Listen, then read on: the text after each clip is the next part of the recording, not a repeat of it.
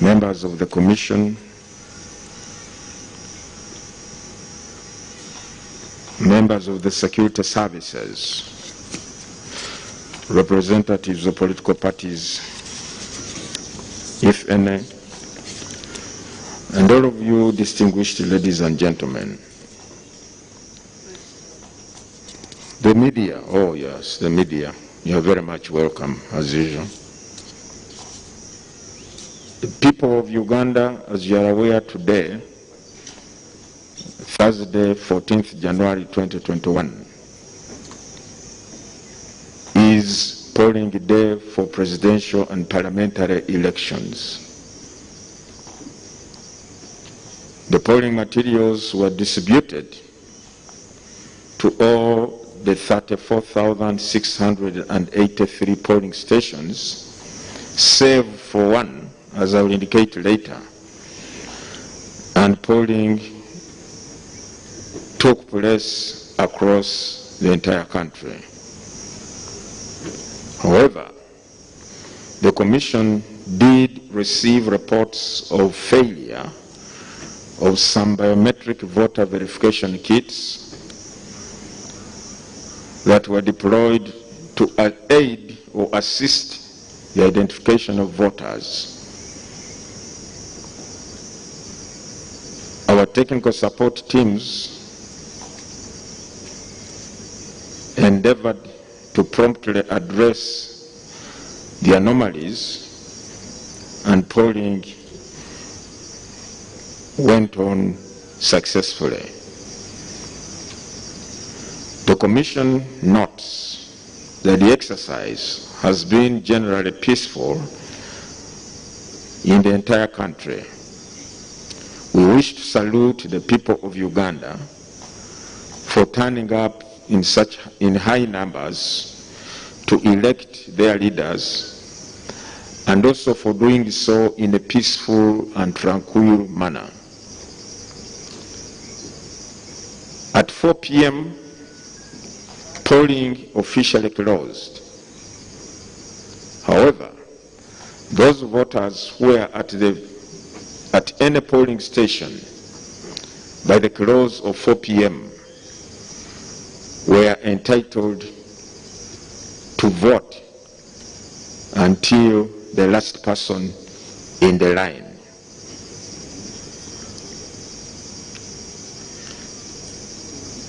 And now, or by now, the counting of votes should be going on or concluded in some areas, and the declaration of results gets underway at each polling station.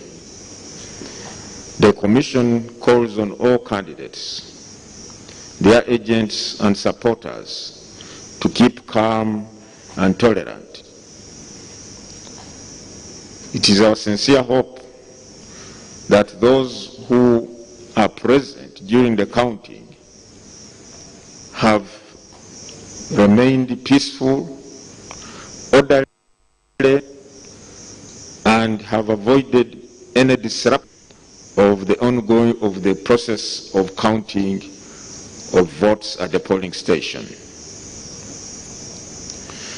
The procedure for declaration of results of the 2021 presidential and parliamentary elections is as follows. After the counting of ballot papers cast, the results of the polling station are announced by the presiding officer, beginning with presidential elections, directly elected member of parliament, and district woman member of parliament. And in compliance with Section 52 of the Presidential Elections Act, results from the polling stations shall be delivered to the sub-county headquarters, which is the central collection point for all polling stations in that particular sub-county. The tamper-proof envelopes containing results of the various categories shall not be opened at the sub-county.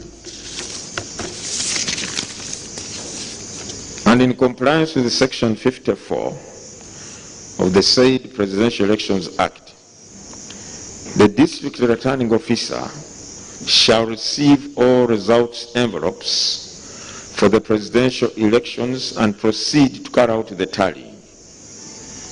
The results will be tallied and displayed on screens at the district tally center. The results of the presidential elections will then be transmitted to the National Elections Results Tally Center, where we are now, in line with Section 56 of the Presidential Elections Act. These results will be sent electronically from each of the district tally centers to this National Tally Center using the Electronic Results Transmission and Dissemination System, or ERTDS. The district returning officer will, however, declare the results for the following categories: directly elected member of parliament for constituencies in that district, members of parliament for constituencies in that district, and the elected woman member of parliament for that district.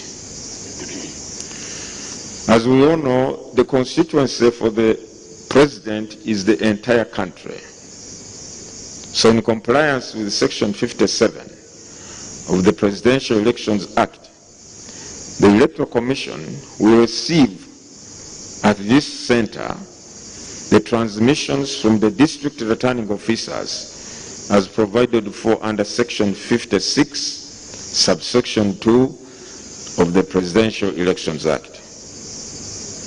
This center was gazetted as the National Elections Results Tally Center.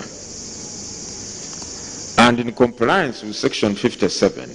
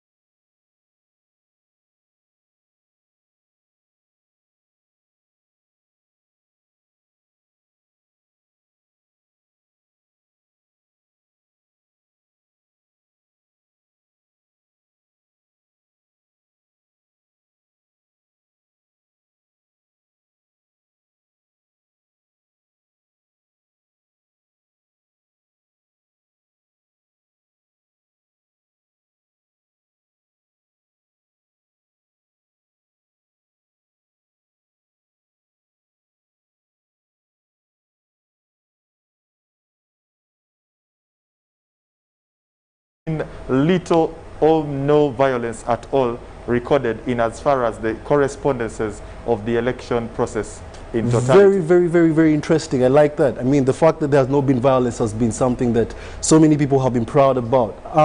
We'll get back to that later. Mr. Jagenda, tell us, how has your day been? First and foremost, did you vote? Oh, yes, I did. At 9:05. Okay. All right. We hope that your vote is the wisest vote that you could have chosen. I was voter number 6 at my polling station, Munyonyo Gardens in Salama. Okay. I did vote at 9:05. I did that, then came over here.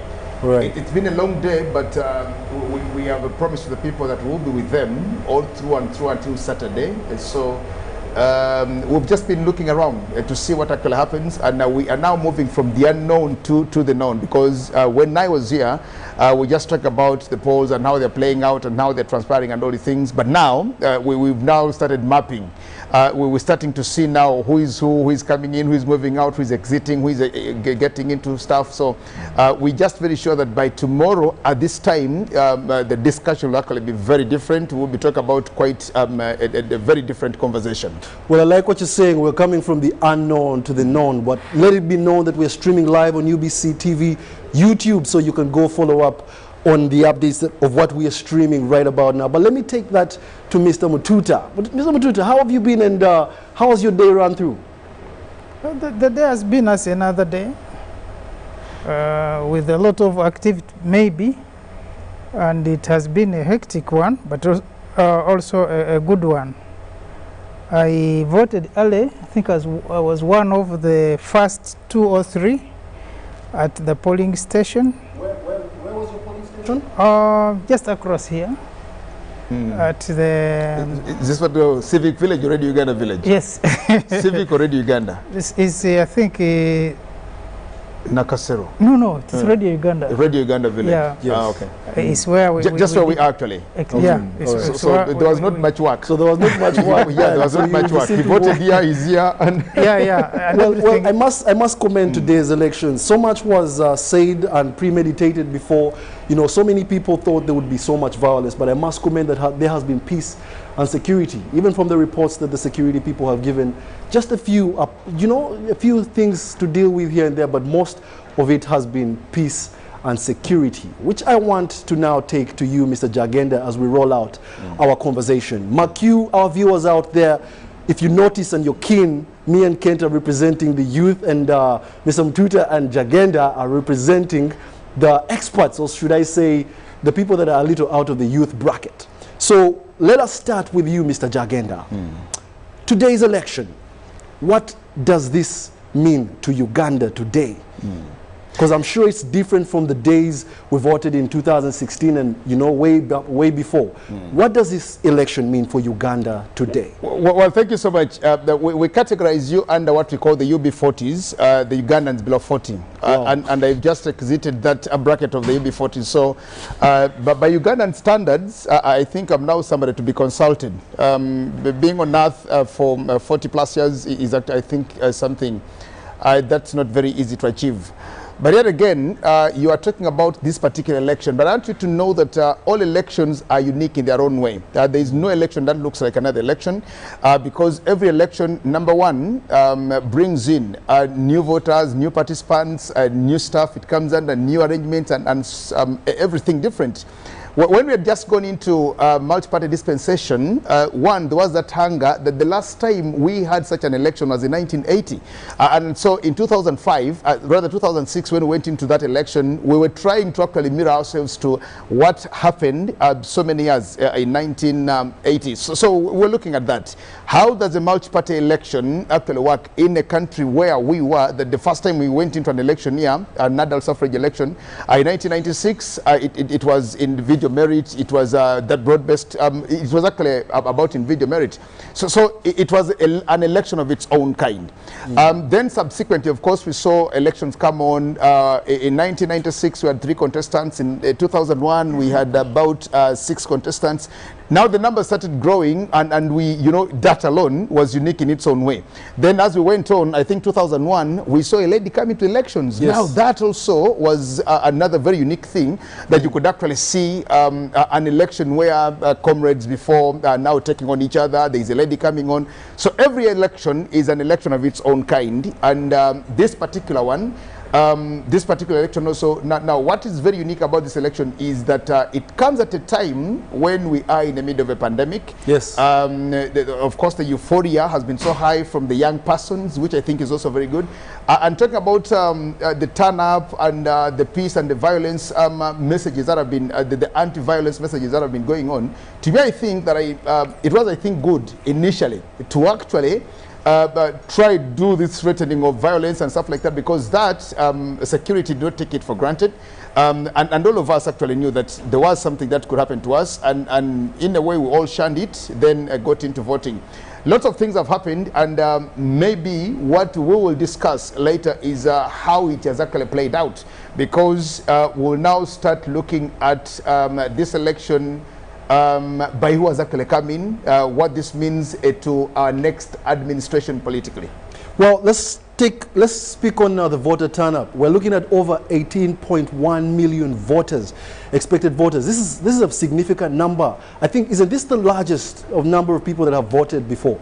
Yeah, but even the register is the largest this time round. And you know, when you look into our history, you'll notice that every other election, we have elections every 5 years.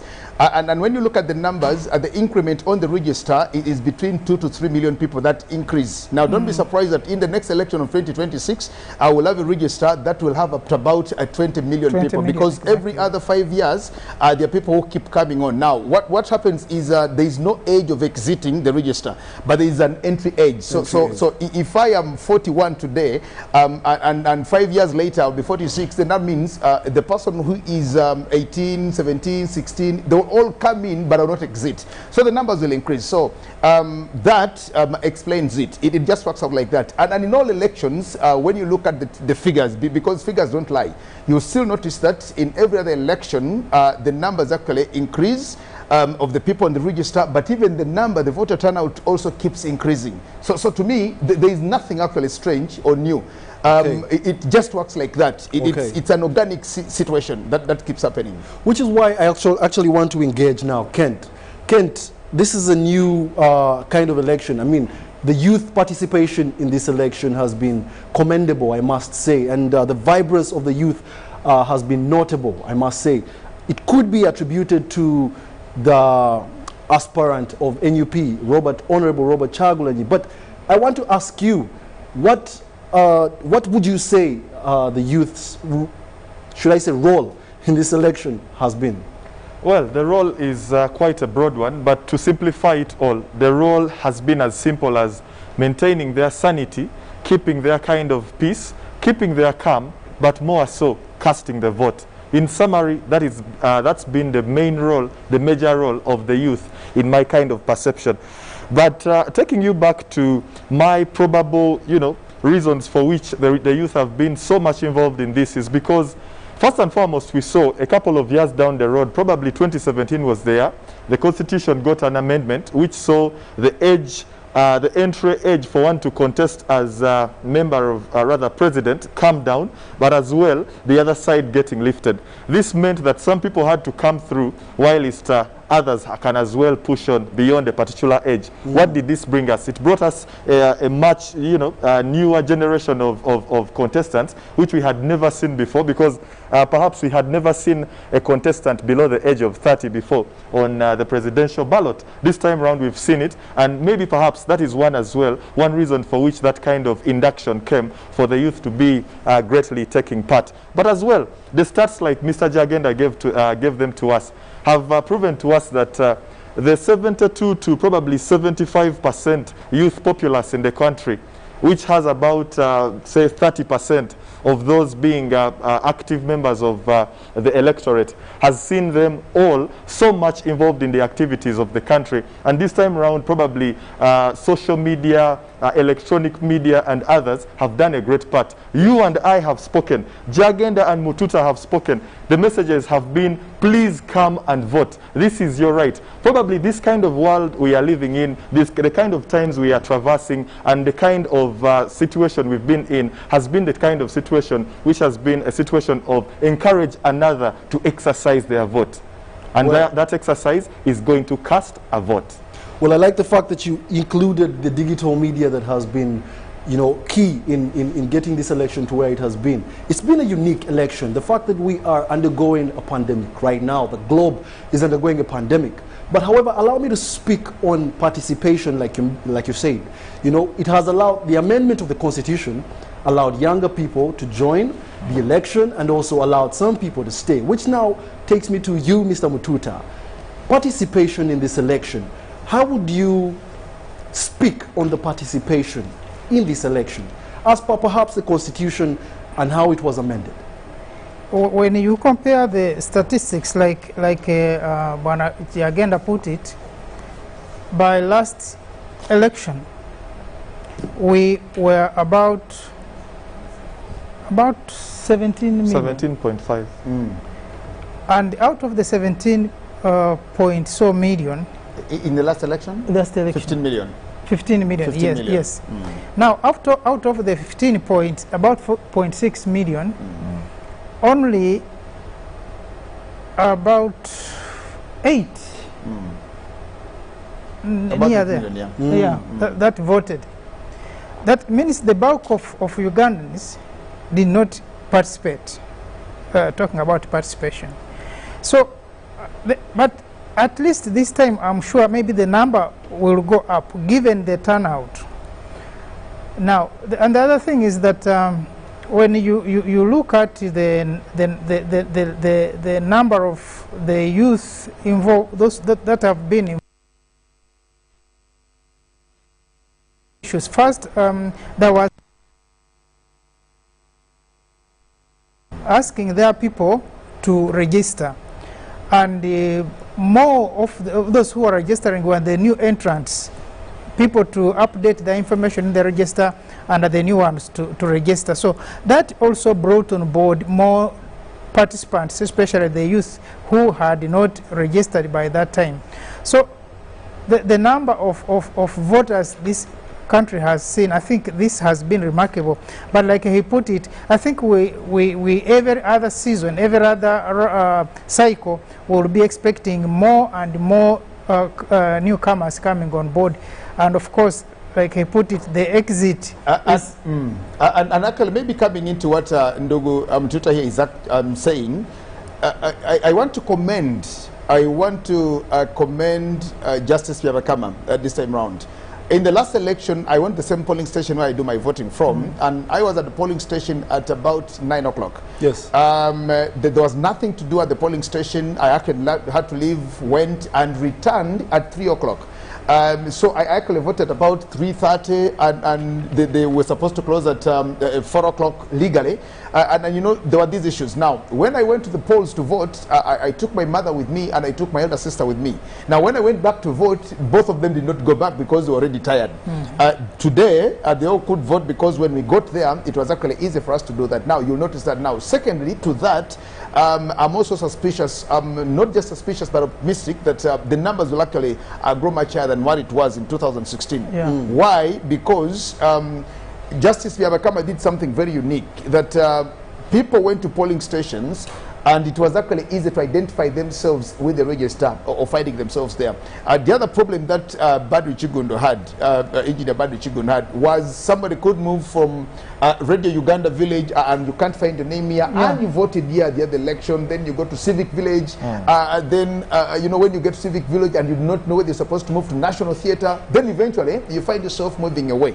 So what Justice Byabakama has actually tried to do is everybody actually found where to go and vote, and they could find their names in on the register. So to me, I think this also will explain why the numbers have been high. Somebody wants to come, if they can stand in the queues for 5, 6, 7, 8, 9, 10 minutes, 20, 30 minutes, and they are sure they're actually going to vote, then they will keep there, do the voting, and walk away. Okay. Now, before we get into pertinent issues, I want to speak on some of the concerns that have come out today. The biometric machines, the fact that internet has been off. Kent, internet being off today, and perhaps whenever it will come back on, is that a good thing or a bad thing? Well, I'll say it point blank, it's both good and bad. Why am I saying it's bad? Bad because... I don't want you to have both your... Okay. No. Surely speaking from a journalistic point of view, probably different from the rest of the journalists that I know, it's a good and bad kind of thing. Why do I say so? I'll start with the bad. It has affected so many activities. You know very well that we that are into media work with what we call the live units, that is the live view units. And I mean, if they are working, it's definitely internet that is making that possible. Correspondents in various parts of the country are coming our way courtesy of internet availability. So many of those connectivities are all impossible today simply because internet is down. But what stake do we want to see in the country Uganda?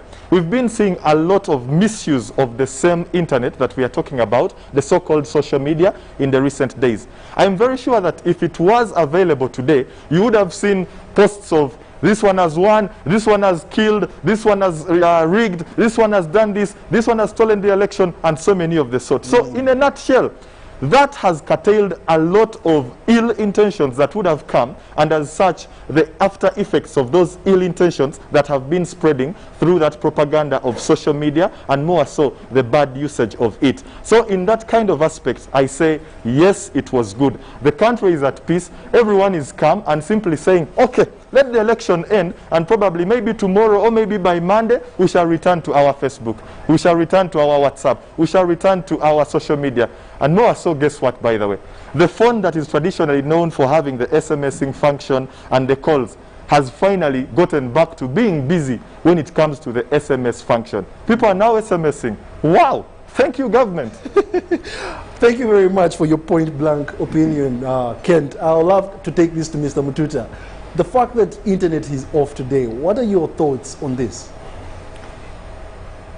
You know, certain things that happen in life, maybe, but also become experiences. And sometimes people talk of experience, but also the other side of experience. The experience you talk about could be a bad experience and a good experience. There are people who are experienced in bad experience, definitely, and sometimes, but we are looking for a good experience. Now, the experience here is that it has helped to, when you look at issues, because the internet, I think, in Africa has been so much abused because it's about money. You are using money, you are burning money. That time you are wasting is money. But elsewhere, people are using that money to make more money. In some places, including ours here, we are just using that money to pass time. You know, we have had cases where one said, I'm bored, can we chat? And I'm like, why should you download your boredom on me? But it wouldn't be an issue if we use this internet responsibly. And it is not only Uganda, and I think for to understand me here, as we speak now, even in those so-called developed democracies, people are taking down people's posts. People are blocking people. Because if you are going to allow a person to continue downloading their boredom on others, then you don't know what's going to come out of that boredom. You have read and heard stories of Facebook taking down some of people's pages, blocking. So Uganda is not a unique case. Yes. For this particular case, we needed this blinder so that people are able to do things responsibly. After this, we can get back to abusing each other, and of course that's what we are going to start with. And then life goes back to normal. Wow. But for now, let's look at the issues that concern us more than when we begin abusing. Like he said, by today you'll have a lot of confusing posts. People giving you people know even how to manufacture sometimes tally sheets of who has got how many and who has not. And this confuses a lot. But yes, I think for today, when we went this blind, it has helped people to sober up. If you are receiving a call, it's a serious call. If you are getting an SMS, it's a serious one. This issue of rumor mongering on phones and others, at least for today, people have been sober. And I think that was a good move. I like what you say there, Mr. Mututa. The fact that people have not been spending time productively on the internet. And it reminds me of a conversation that I've been having off air with my colleagues. Yeah. I was saying, perhaps this is the time that the UCC re-strategizes on how to, govern the internet, especially in Uganda. The youth say we have no jobs. This is a platform that could create multiple jobs for many youth. But if we are not educated or given the right policies to shape this particular medium to benefit us productively, especially the youth, we're having a population that where over more than 50 or more than 70% are youth. Yes, and we have this tool that can revolutionize jobs. Yes, let me bring that to you, Mr. Jagenda. Do you think it is right for the UCC to look differently at the way the internet should be used after these polls? I actually want to provoke a debate of the impact on voting without social media. That debate should come now into our conversations. We need to know, because I need to get somebody to hear from I need to hear somebody who says I was disenfranchised because I didn't have internet when I went to vote. I need to hear somebody who will say I actually made the wrong choice at the polling station because internet was off. We would eventually learn how to get back to the old systems. Now, this broadcast has actually been running for close to 14, 15 hours now. And we've not had internet. We've been here working, doing all the things, and we're talking to people across the country. So we are learning that we can actually do certain things. Now, the other thing is we are abusers of many of these things. You will notice that what we trade on social media is more harm than some things that would be productive or beneficial to all of us. The things, the conversations and stuff like that. This is actually not a unique situation to Uganda. I am a student of African politics and African democracies. You will realize that just recently, in the month of October, there was an election in Tanzania, and President Dr. John Joseph Pombe Magufuli did the same thing, because Tanzania's case is actually very different from us. What we've gone through as a country, Tanzania has not gone through all those. But Dr. John Magufuli actually decided that we'll actually put down internet until we've gone through this process and announced the leader in an election to get there.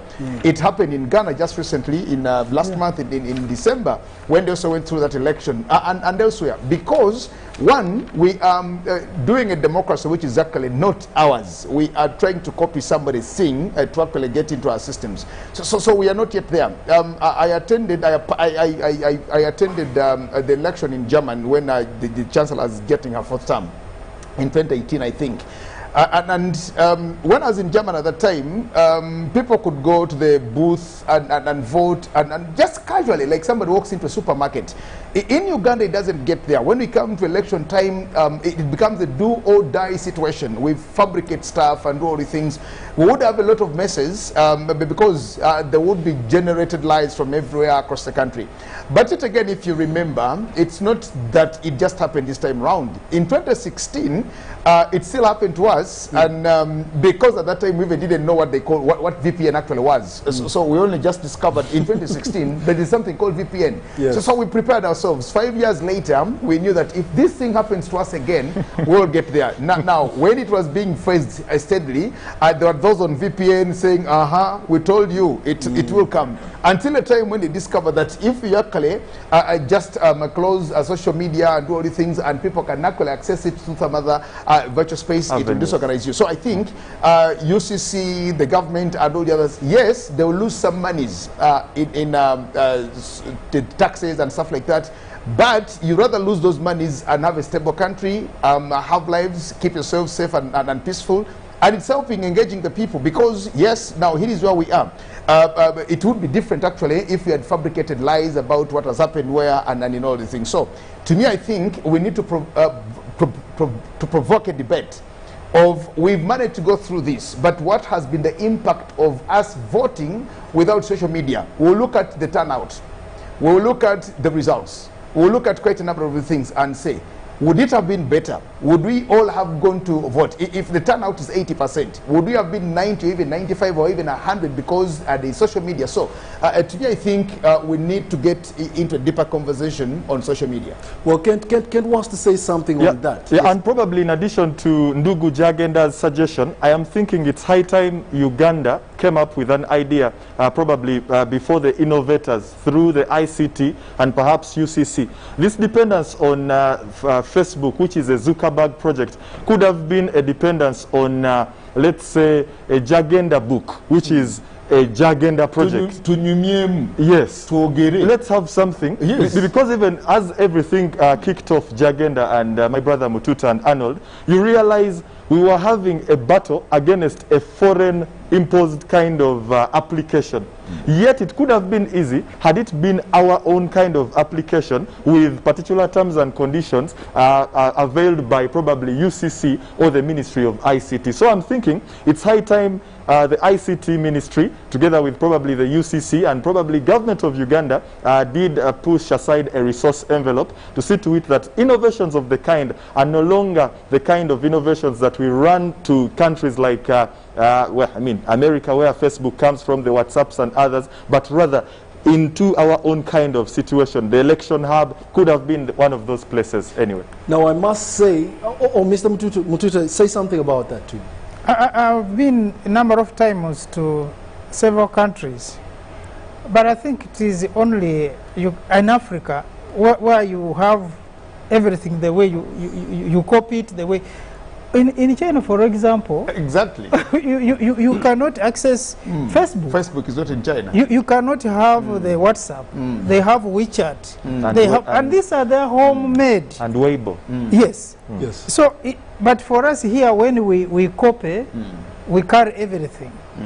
And we don't have in time to sit down and look, how can we improve on this so that which can work in our situation?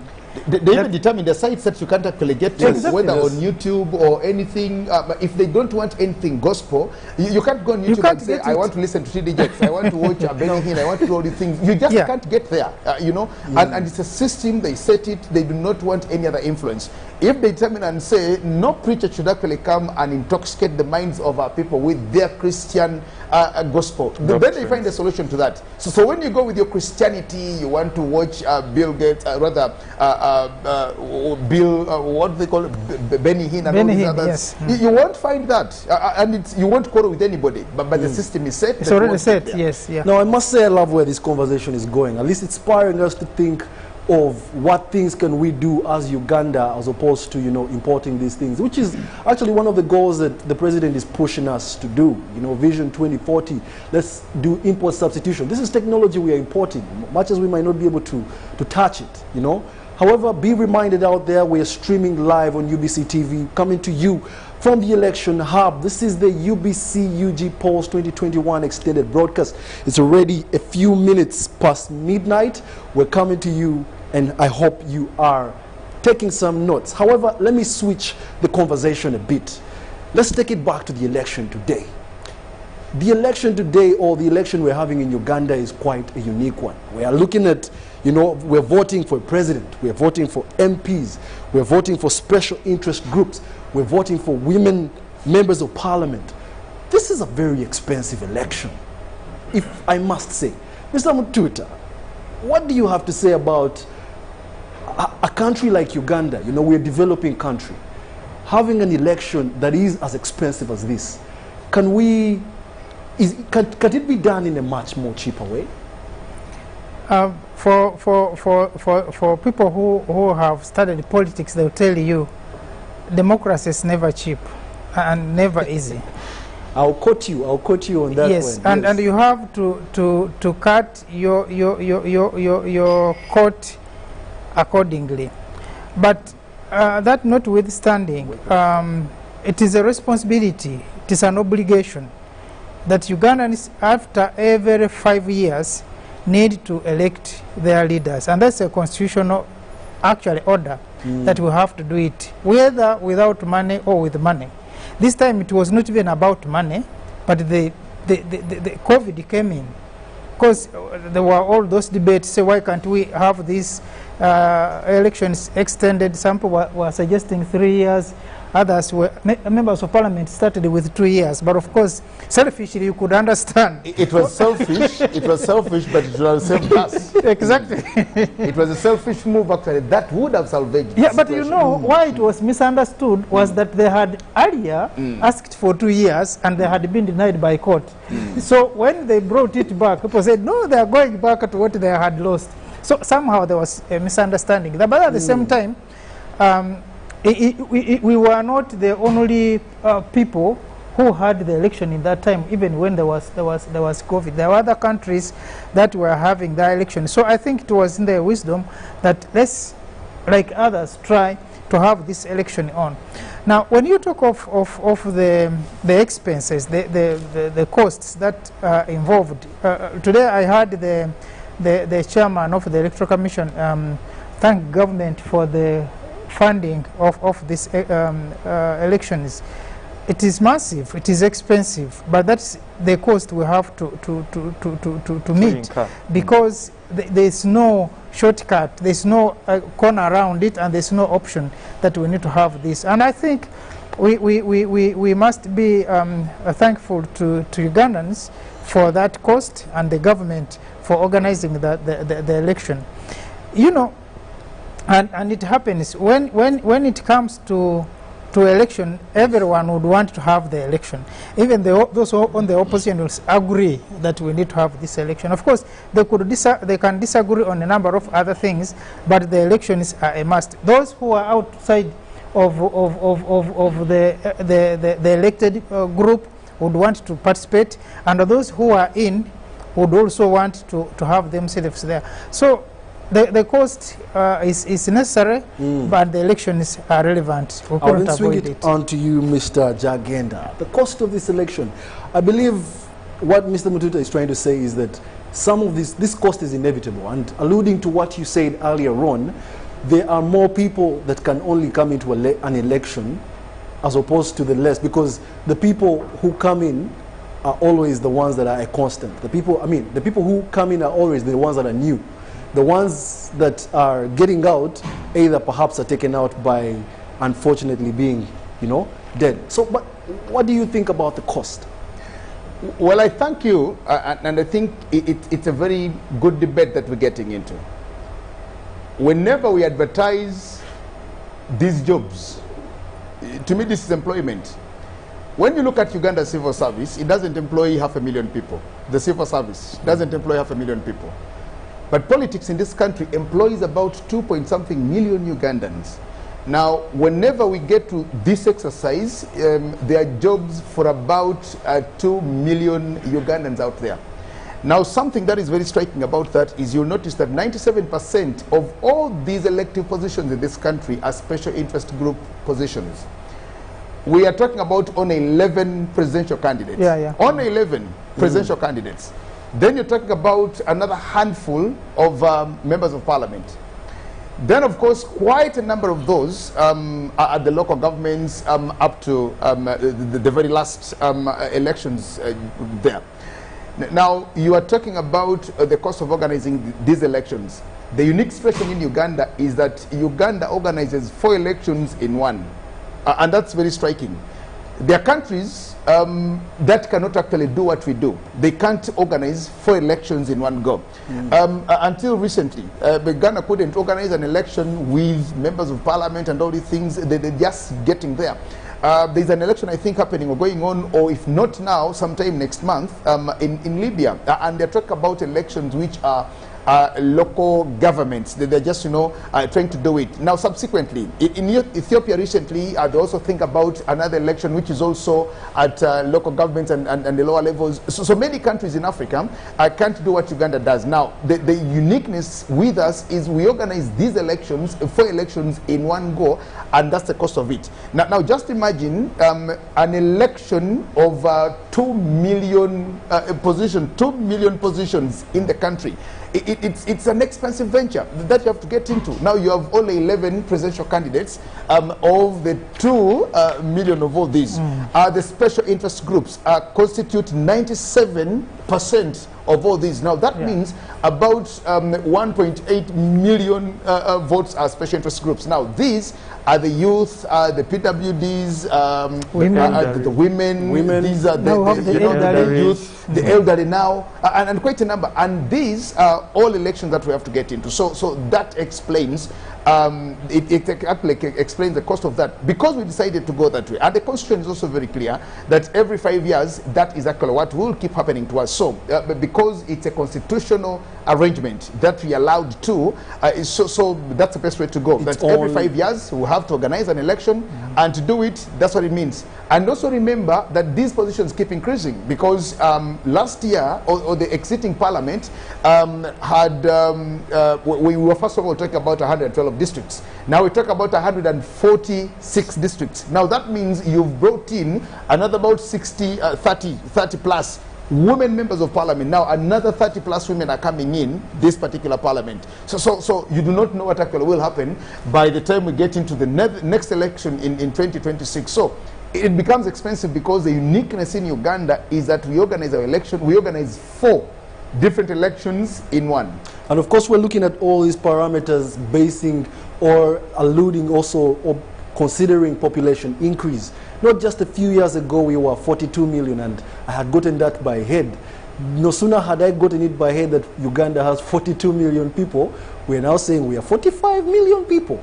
And that also brings me to the population increase. Kent, yes, this country, Uganda, the leaders are watching. Perhaps some of them, because I'm sure they're not sleeping right now. Most of them are, tuning through various TV stations, and I hope you're watching UBC. Please stick to UBC, because we still have more engaging debates for you here, for you to listen to.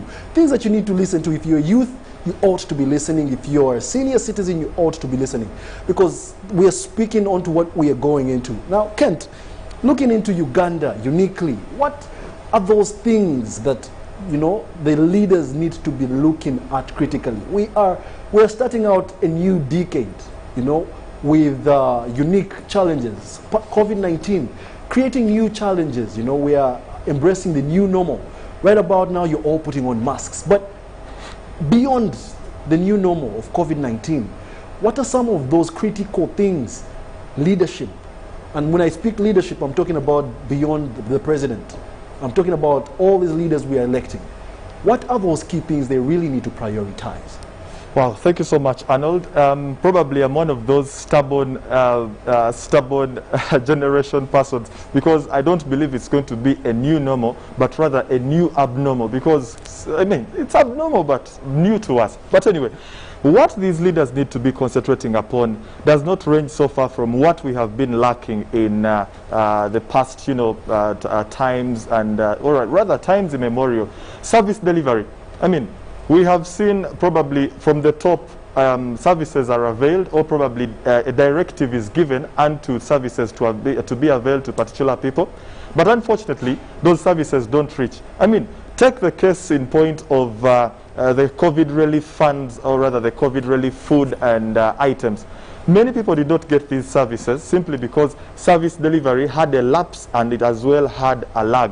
How do we fix this? That is one thing, one area we should be looking at as leaders in this country. Before you jump out of service delivery, yes, one way or another, corruption in Uganda is an outward cry right now. People cry, Most leaders abuse office and do not get the services to the people that that ought to be benefiting from this.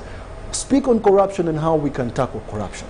Yeah, I think the best thing to do is, if at all I can accept corruption as a vice, then probably I will be fighting corruption. But otherwise, if at any one stage I am coming out to say, well, you see, if I went to this place and corrupted this official Jagenda, he will work on me pretty fast. that way corruption is good, then corruption will be bad in our face. So if at all we are looking at a good side of the bad, it will continue to yield. But otherwise, let's look at corruption as bad. I saw actually from one of the manifestos, or probably two of the manifestos, Willie Mayambala, Engineer Mayambala, is talking of fighting corruption when he becomes president. Probably the announcement that will be coming through on Saturday might project that kind of foresight eventually.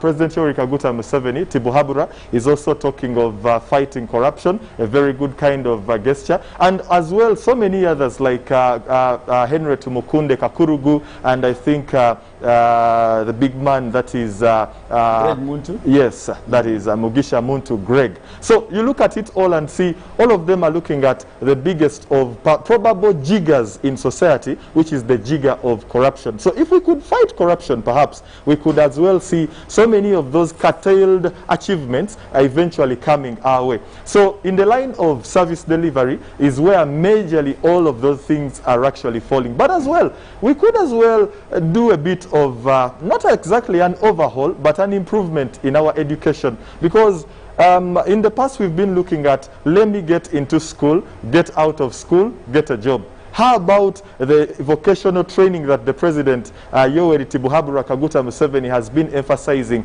gets to be emphasized a little further? How about vocational studies get to be emphasized a little further? The practical studies. Why? Because when someone comes out as a vocationist or probably as a practical person, they are able to as well start even without getting formal employment from anyone. They become employers even before they get a thought of getting employed. And before we know, as they are employers of their own, they can as well employ others. So I'm looking at these smallest of bits that we can start with to actually push forward what is lacking and lagging within our society. Well, thank you very much, Kent. I must remind you, it's about 45 minutes past the hour of midnight. We're broadcasting from the Election Hub, and this is UBC UG Polls 2021. We're streaming live on Facebook. However, let's take a short break, and when we return, we shall be continuing our discussion into more depths. Please stay tuned.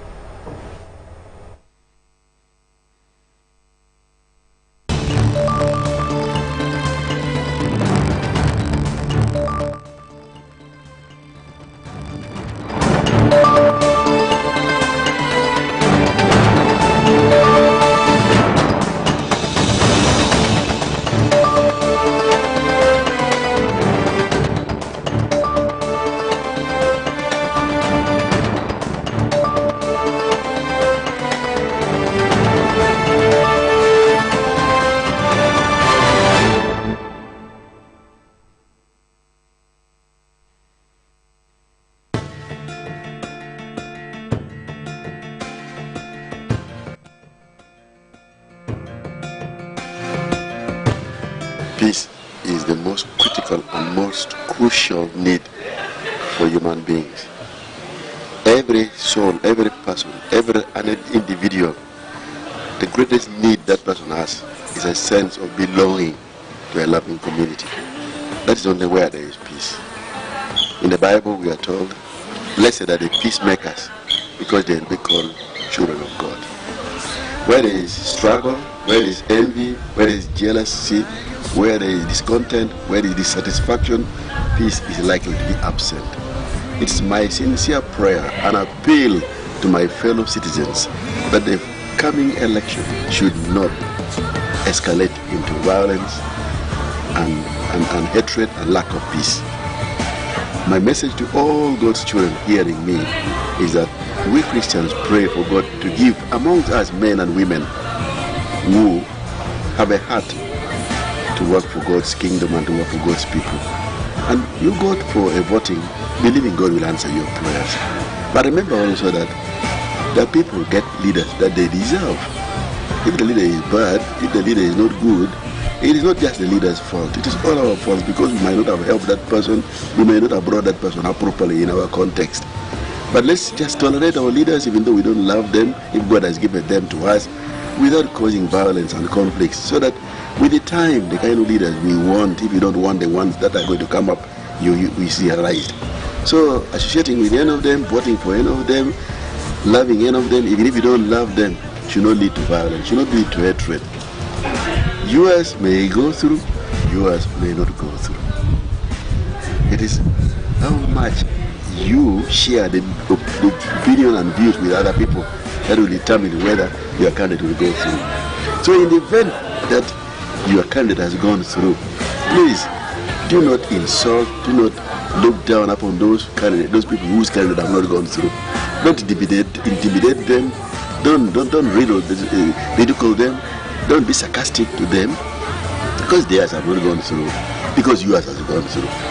But in the event that a candidate has gone through whom we did not want, please allow God to use him and give him time. 5 years is a very short time. You try to think through the reasons why you did not influence other people to share with you so that the right candidate goes through. So there should be no violence, there should be no fighting. Election, when it is passed, it should pass. People should begin working together. If there's one thing that we should accept, that we should work for, is that all of us should grow and be mature enough and be confident enough so that when we vote knowing that our votes are the right ones.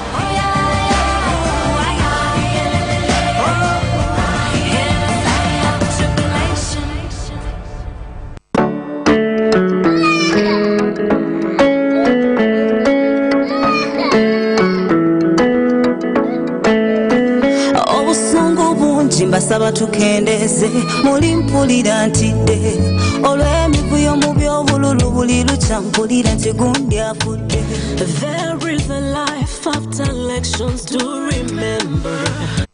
Ngome mite piri machala bolquir me achiel berika bolquiri kana me choye ye nyut kad me bolquiri man to ber national ID nyu papara me nyuru kana me bolquiri ye man voter location slip kai pe kere enama kwanano pe bedi luor morken pien ador yope ka bolquir man presiding officer binu konyi menendo kanyiti ye ibuka me nyingo bolquiti ye ameno kere nyonyo computer ador yup me ka bolquir binu mokoni ini ye no kuntiyo kere nyonyo ame yiri dio chi ye ka mokoni ini ye no obindo me yi papara me bolquir ameno tie kere chal kere nyingo chung wodo yi bechen kai gwet woni kuni tiyo kere lam onye dio chi janduk ame chokere chalere doldong papara me gwerni kitama dor yup me ka bolquir otiti kede wodon kana me chanduk me bolquir tiye kai bolu ye idiro akoj gora dor yup me ka bolquir binu keto in yachi menyuto ni inde tiyo bolquir ko ti kere twero ni me yero telani poyo ni ka bolquir duchu binu yabere chako chawa chel mediku wot kere chawa par me tino dong pira tek ni beri ka bolquir John wehi bolquir pinga chatut wori website www.ec ngejman akelli enaye dulame lawyer Uganda man Electoral Commission. What do you need as a voter on polling day? Here are the requirements to vote. Present yourself to the polling station where you are registered as a voter. Present your voter identification documents. This could be your national identity card or your voter location slip. If you do not have any of the above, you can still be assisted by the presiding officer to check and confirm your particulars on the National Voters Register. The presiding officer will authenticate your identity using the biometric voter verification machine. After verification, you will be issued with a ballot paper. Proceed to the Benson and mark the candidate of your choice using either the tick or the thumbprint. Fold the ballot paper lengthwise as shown by the presiding officer. Proceed to the ballot box and carefully insert the ballot paper inside. The polling assistant will mark the cuticle of your finger to indicate that you have voted. Exercise your right to choose your leaders. Please note that the polling station opens at 7 a.m. in the morning and closes at 4 p.m. in the evening. Please get your polling station in time to vote. Also, please visit www.ec.or.ug for more information on your voter details.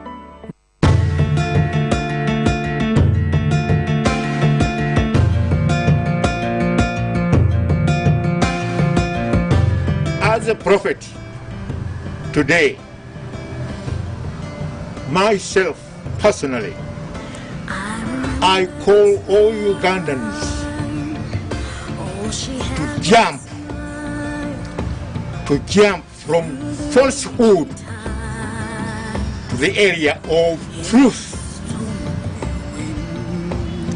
That is our main work which we have to do now, in order we may be able to protect ourselves and our nation for our future generations of Uganda. But if we continue using falsehood, obulimba, thinking that we are serving this nation on behalf of our gods, we are lost. We are lost. Therefore, I call all those persons who are responsible in whatever way they do serve to remember that there is no life, right life, in falsehood. Falsehood is vice, is a product of evil, is a product of Satan. Our God, who created us in his own image and likeness, does not want us to be virtuous persons. He wants us to be virtuous persons. Virtues are love, true love. So okwagalirira, no, true love, true seeing of things, faith, hope for the building of the kingdom of God among us today and in the future. If we serve in that way, we shall build Uganda and we shall overcome the situation of falsehood where we are living now.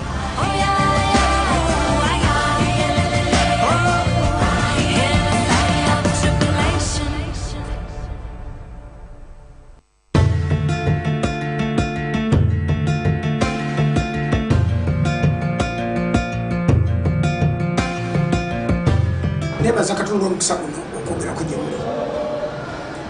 We tugenda mu maaso ennaku z'omwezi 14 tugenda kuweebwa akakisa akatali ka bulijjo ng'eggwanga okulonda abakulembeze abanaatuula mu ziwoofiisi enkulu ezinaatambuza eggwanga lyaffe emyaka 5.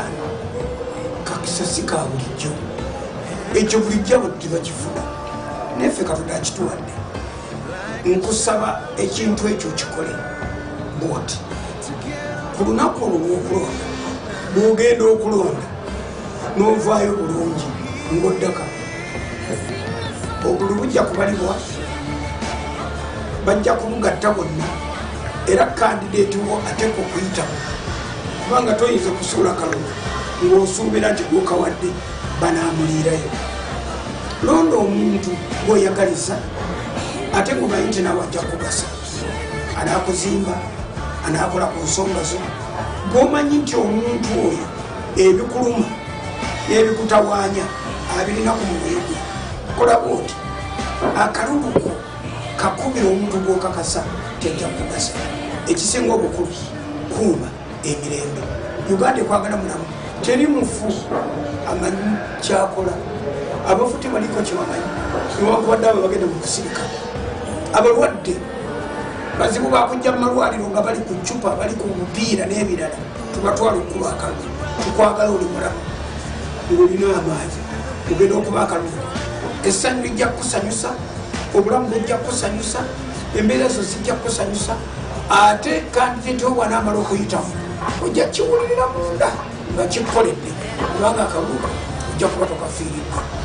Mmwe abanaawangula muwangule nga bantu balamu, temwewaana nnyo kukitwala wala. Ate bwe bakuwangula kikkirize ababiri era obaayambika. Obubaka wange bwebwo, Mukama bampera omukisa. Nze Dr. Joseph.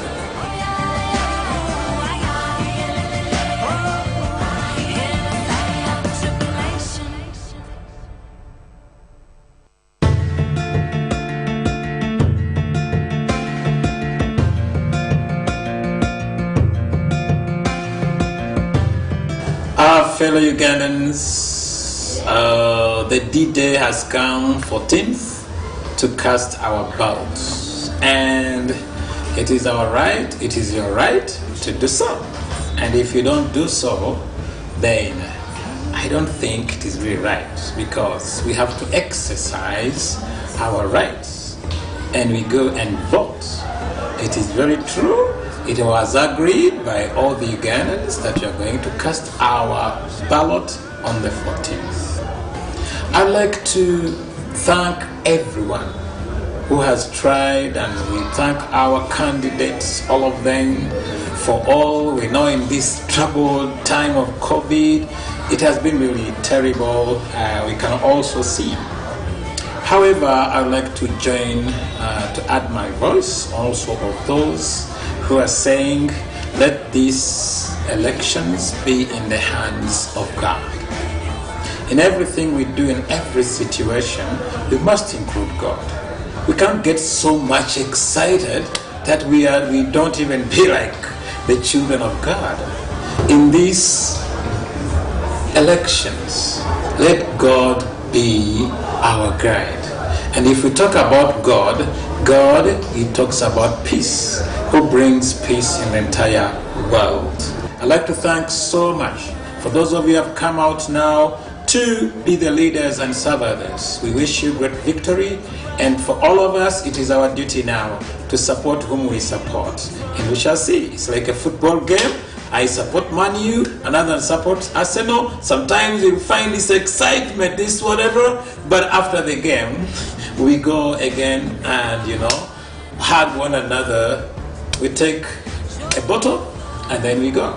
So I think let us pray for peace. All of us, young people, children, everybody, it's time now to pray, not to begin thinking, I'm going to fight, I'm going to burn a house, I'm going to cut somebody's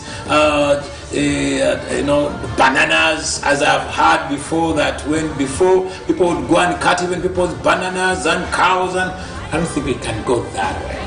Let us take our integrity and we pray that we vote in peace, with integrity, with great love, and let God be the one to direct and arrange everything. He knows better than even we do. He can change water into wine. He will change everything. He's God.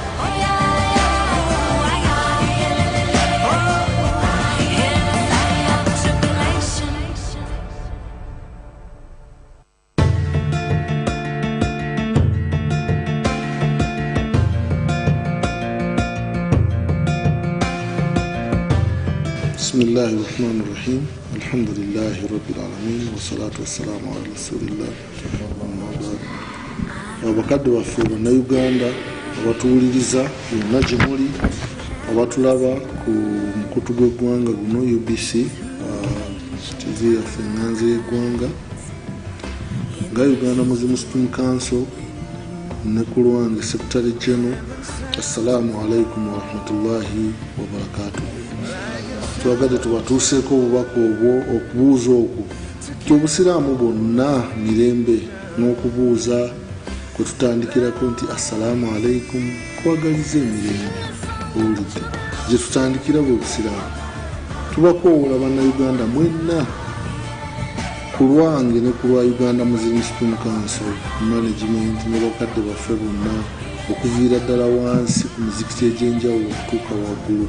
Tubakoowola ne tubasaba nti bannaffe mutweyungeko okulaba nti okulonda kuno kubeera kwa mirembe, okutaliimu bwegugungo, okutaliimu kwekalakaasa, okuviira ddala wansi. Tulonde bulungi ku lw'ensi yaffe ne Katonda n'ensi yaffe, kuba tugaa nti for God and my country. Ensi eno eri ku musingi ogw'eddiini, olw'okumanya eddiini. Ensonga lwaki mu mmoto yaffe mulimu ekigambo Katonda. Tusaba mutweyungeko kubanga eggwanga lyaffe. Bw'otunuulira amawanga agatwetoolodde, mawanga mangi, sigali nga Uganda. Ffe kubanga tetunnagitambula yennyini ne tugimanya. Ne bw'otambulako abaali babaddeko mu mawanga g'Abawarabu, ne mulaba omusenyu, ne mulaba ettosi, n'otambula mayiro na mayiro nga tolabye muti, empewo bw'ejja empewo bwejja tewaliwo kigikwata omusana bwe gujja ne guba nga gwagala kwokya ensi yaffe ennungi. Tusaba tukozesa obulungi obuli mu nsi yaffe naddala abavubuka tusobole okuba nga twekulaakulanya tugende mu maaso. Kye tuba tuyaayaanira tuyaayaanire amagezi n'okutegeera. Bino ebiriwo ebyokulonda bya kaseera buseera. Mungu yajja okusalawo oba yasazeewo dda ani ajja okuba omukulembeze w'eggwanga. Tusaba nti eddoboozi ly'omu kifo ky'okwekalakaasa liteeke mu kalulu, naye tetusobola kati kukkiriza bintu bigenda kututabangulira ddembe mu nsi yonna okulaba nti tuddamu. Yes, process weri eri constitutional gye tuba tugoberera okulaba nti tutwala eggwanga lyaffe mu maaso inshallah taala.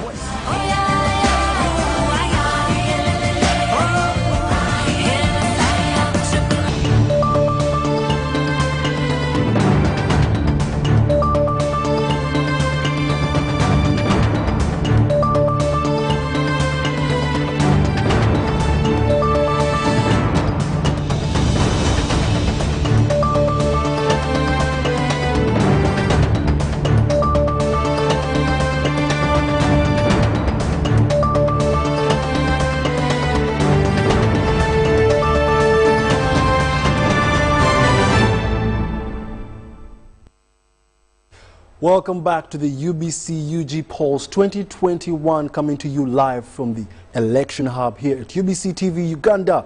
My name is Wadulo Mark Arnold, and before you left, I was discussing with my brothers, Mr. Jagenda, Mr. Mututa, and Kent. Our colleagues were all in-house people, and we are discussing quite a number of things got to do with today's election and what it means. Before we left, we were discussing what leaders must prioritize to be able to endeavor service delivery to the Ugandans.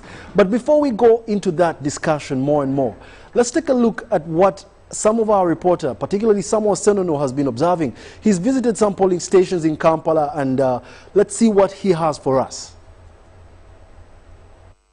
45 minutes past 11 p.m. here at St. Paul Church of Uganda Primary School polling station, and the polling agents, the polling officials, and all these people who are overseeing this election are still here at the polling station and finalizing with this process. So I want to talk to a few people here wondering why at this time, when all polls across the country were closed, why are they still at the polling station at this time? I'm being joined by yes, polling agent of a certain candidate here. Yes. Tell us, what do you think, why are we still at the polling station at this time? Yeah, I think we're still at the polling station, but this time, because of some issues, they started counting the votes a bit late. They didn't start at the real time. There's like counting the votes started at around 6, so that's why you see all sealing all the votes, putting them in all the necessary ballot boxes, what they are going to put them. So that all takes time. So one may wonder, how many people do vote from this polling station? Are they many? Yes, they're a bit many, because they're estimated to be around 6,178, around there. But I don't know what happened today, or if people were scared, I don't know. Because most of them, even half of them. How many turned up today? It was around 2,235, around there. Basically, the ballots reached here very late. We received the ballot papers at around 9:45 minutes. So the ballots reached very late, and immediately at around 4, they closed the polling station. We got to 291. Yeah. How many polling stations are in here? There are 6. Overall?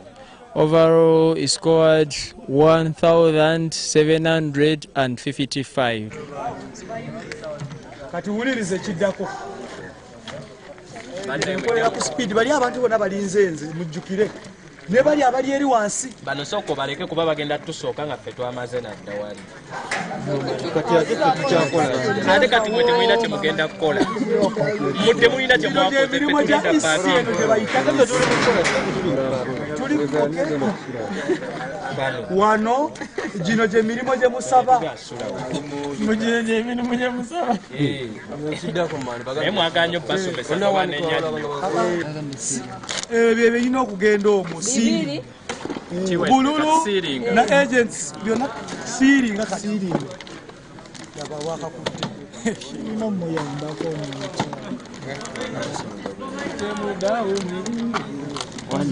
naye mufunye experience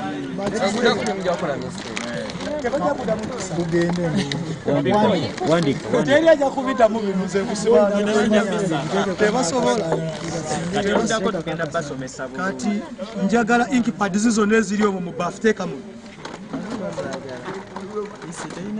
tena kyerekayo sebo tukyalina okulondesa okulala ate mugenda kuddamu musumulule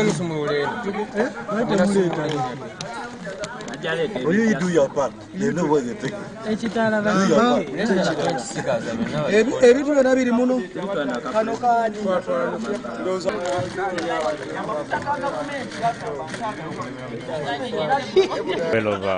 it's coming to midnight, and the polling agents and polling officials are still at the polling station. I understand they're supposed to take these results or everything here. They're supposed to take it to the main center, and we are moving around. We are roving in Kampala and their neighboring districts to see how this process is going on across the country.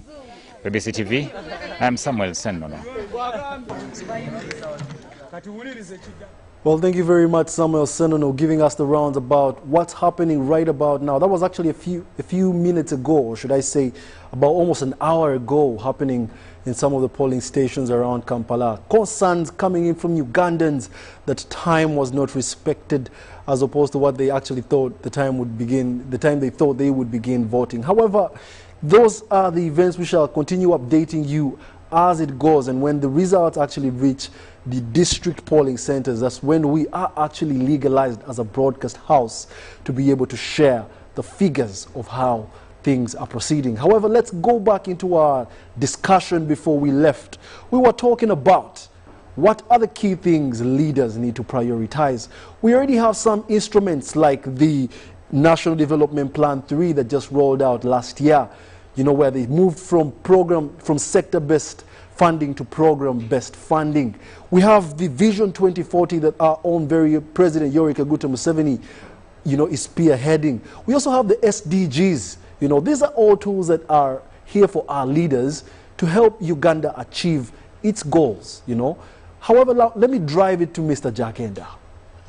Our leaders are coming into, government 2021-2026.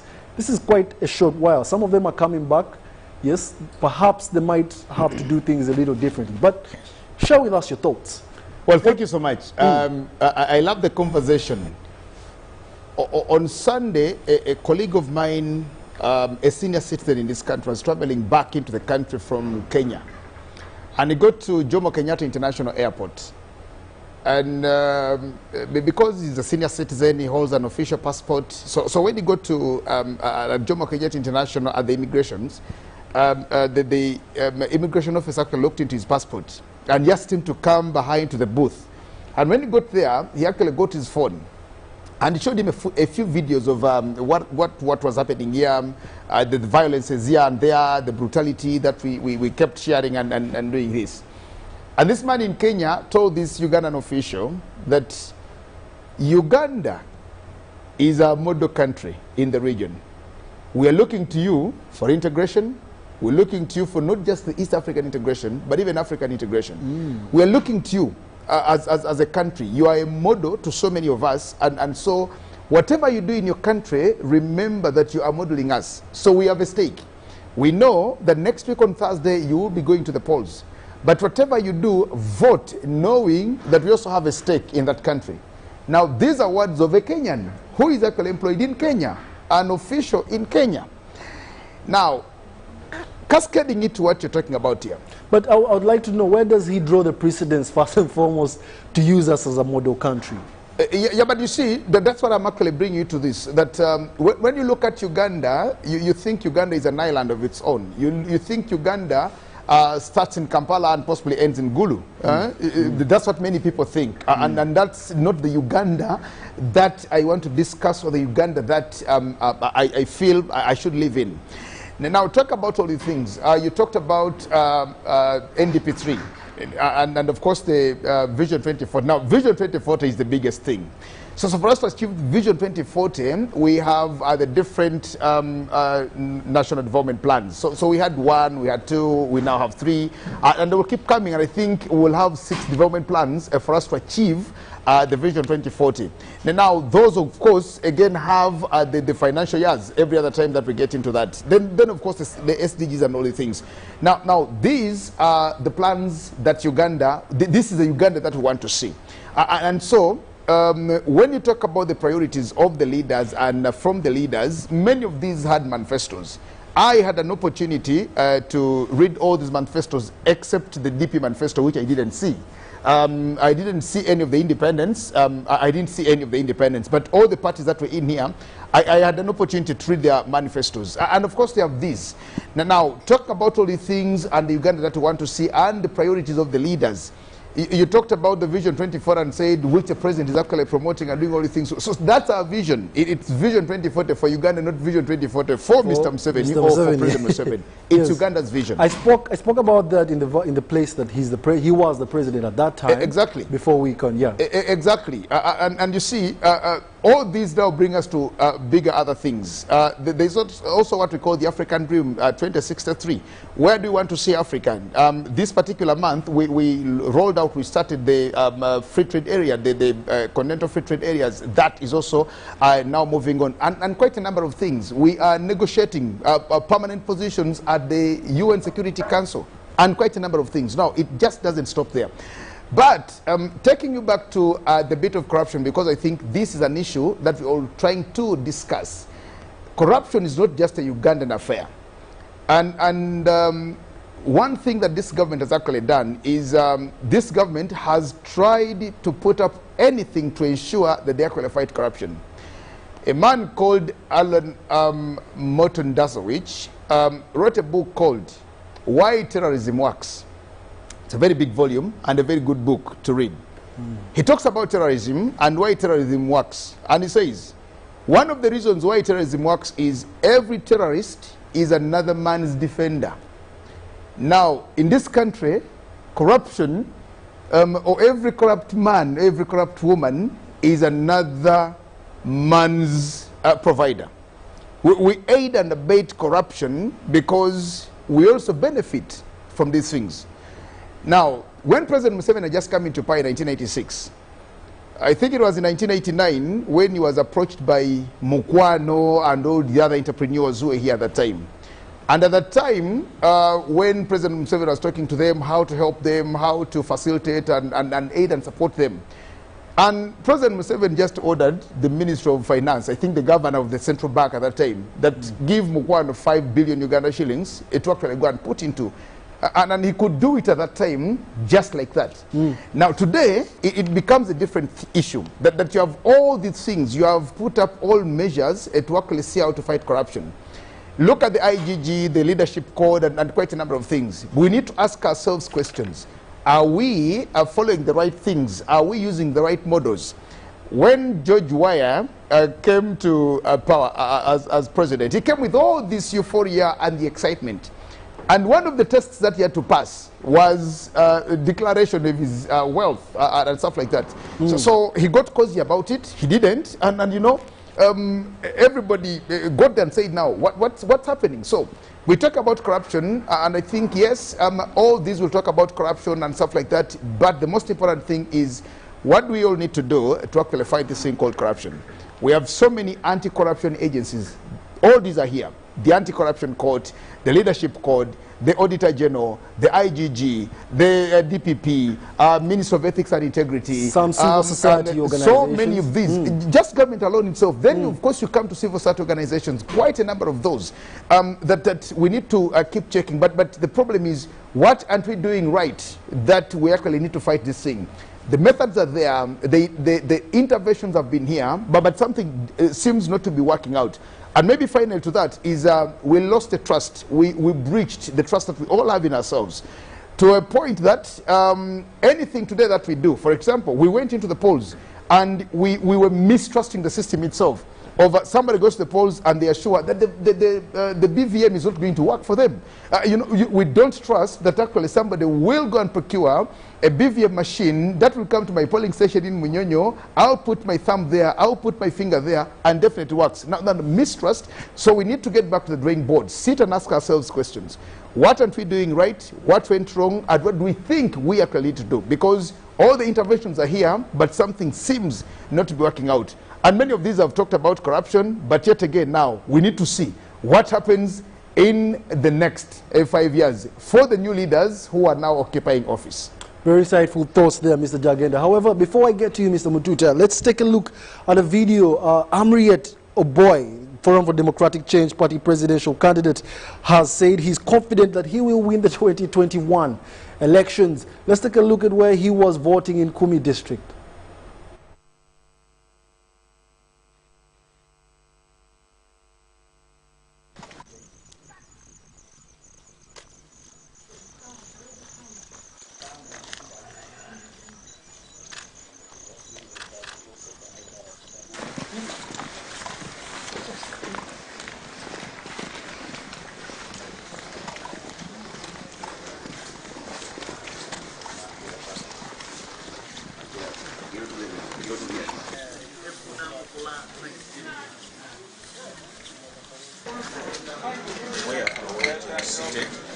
Yeah, here. This side. So that everyone will see what goes on. Yeah, everyone.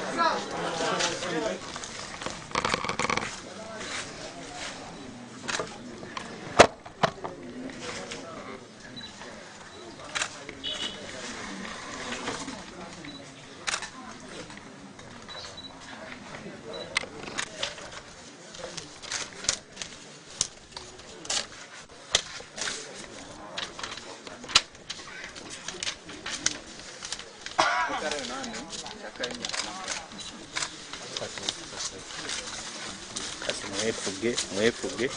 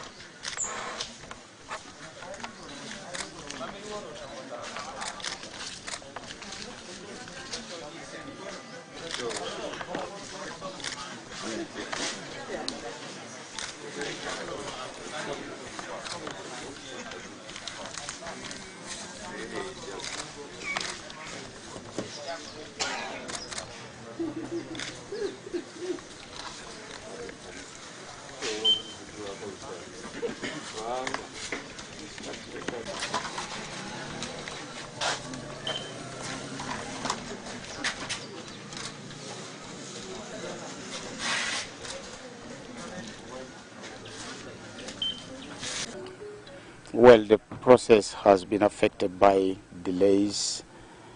The biometric machine wasn't working to begin with, not recognizing the key that was being put into it. And this is really a major concern on my part because it's delayed the beginning of this process by more than 2 hours. And we do not know whether this machine will sustain the traffic that is going to go through it throughout the day, you know, with all these many registered voters in my village. So, yeah, this is great concern. However, I understand that it's now working well. I have just voted, and I'm happy to do this, vote for myself at home here in my home polling station. What is your projection? Well, we have done our work, and I think we've done our work well. We expect a win in this election if we only have a free, fair, and credible process. If this process is devoid of freeness or fairness, then it could be deliberately skewed to the advantage of Mr. Museveni. As we understand, not everything that goes well here. Well, Patrick Amriel Boy giving us his views on how his polling went. Definitely his concerns are just like any other voter, the delay of the biometric machines arriving at the polling stations. Well, quite a number of things. However, this is something that, definitely EC, even as Mr. Justice Biamukama was giving his remarks this evening, he was questioned. He was like, this is something that has currently, been happening. Why do we always promise times that we do not keep? So I think this is something, that we need to get an answer for, and we need not to derail ourselves as Ugandans to be the ones that do not keep time. Yes, and I must say that emphatically because we are known for not keeping time. Go to Kenya, that's a different story. However, let me bring back the conversation to the election hub here where we are talking to Mr. Mututa. We were talking about leadership and the key priorities they need to put in place to make sure they drive Uganda to the desired goals that we must achieve. What are your thoughts? For me, development programs, especially when it comes to politics, are enshrined in the contract that any given leader makes with the electorate. That you are going to the electorate and tell them, if they give you their mandate, you are going to do A, B, C, D. And they are going to hold you accountable for the promises that you have made. And that's why people say, he promised us this, has not done. So at the end of the term, you are being marked for the promises that you made. Now, for me, the problem I have is that our electorate seem not to be interested in that. Because today, it is he who has more money who is likely to win an election. And it has happened in many places. Of course, there are exceptional cases where people are voted on merit whether they have money or not. Now, that one, to a greater extent, puts pressure on the leaders to do what the people want. But today, if you went to an area, you'll have a few places where people will tell you, take the example of the president, that he promised us this which he has not done, or he promised us this that he has delivered. But you also realize that these programs are not supposed to be tagged to an individual. That me as a candidate, I have to do A, B, C, D. Like Bwana Jagenda said, these have to be highlighted in your manifesto, because the programs are not going to be for you as a candidate, they are going to be for your political organization. Today we know in some of the countries, for example, when the Democrats in the US come to power, either the taxes are going to be increased, or when the Republicans come to power, something. So there is segmented, there is a structure that is already laid down.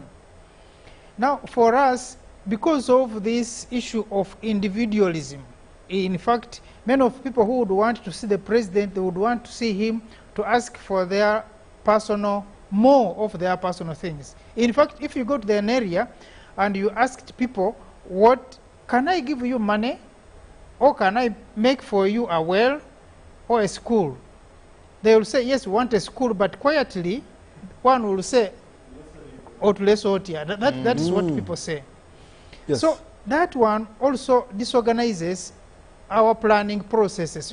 This government has a number of programs, like you mentioned them. But we have had cases where you cannot live to see a program attain its third or second birthday. 1 year, this one has died, then you have to come up with another year.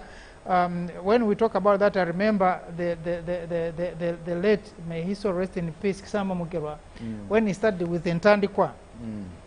That was a very good program, which we thought 1 or 2 years down the road, it died out. Something had to come up. You have plan for something.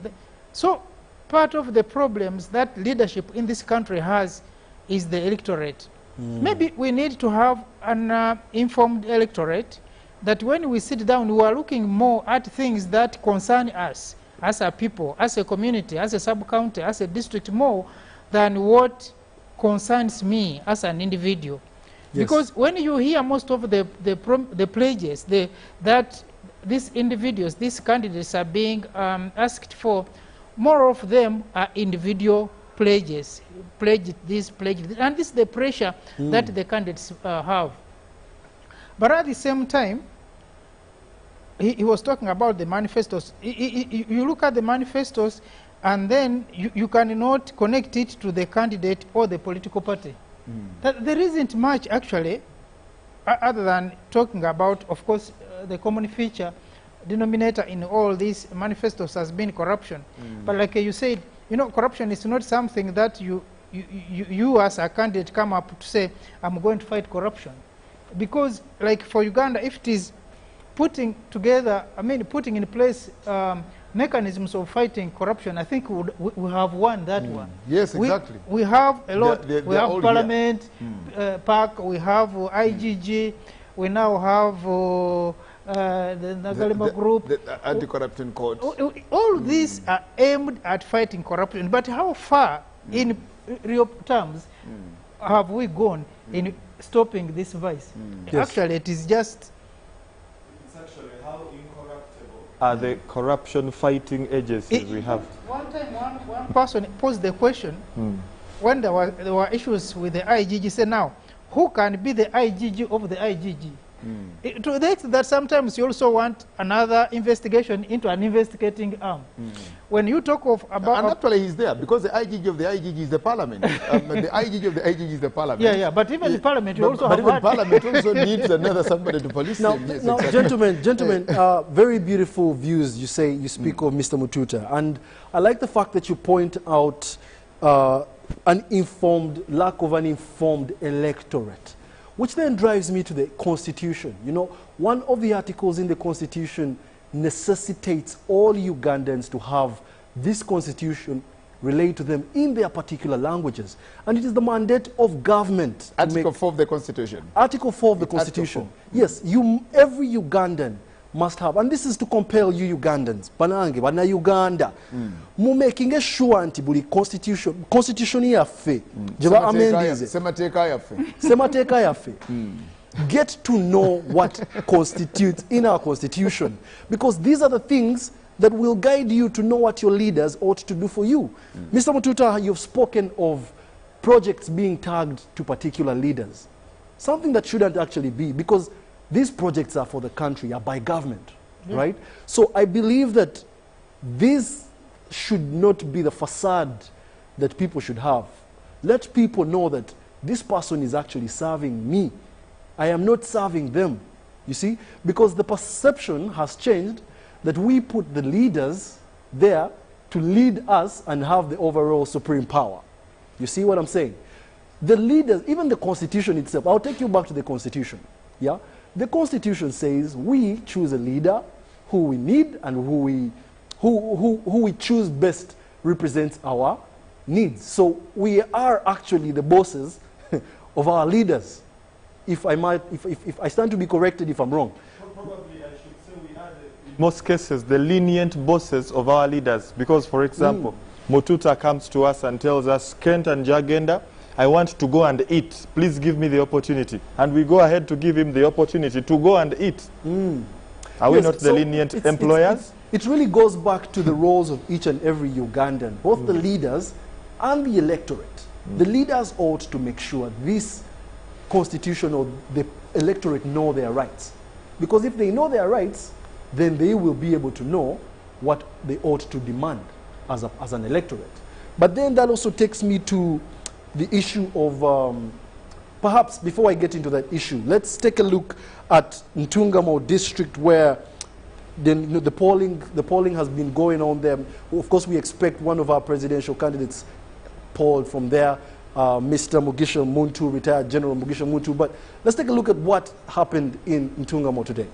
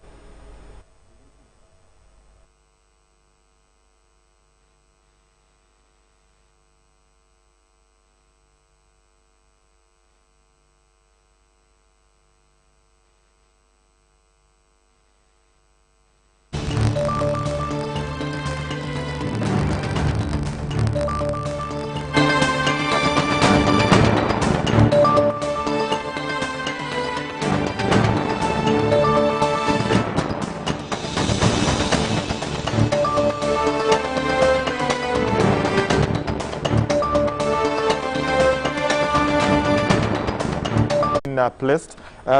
Candidate Museveni is so far. Candidate Museveni is at so far 1,572 votes. We do see candidate Chagulanyi at 339 votes. And candidate Amuriat, that is Patrick Oboy, 61. Katumba John, 26. Then Willie Mayambala, 2. Nancy Lucy Kalembe, 5. Norbert Mao so far with 0, that side of Ntunga municipality.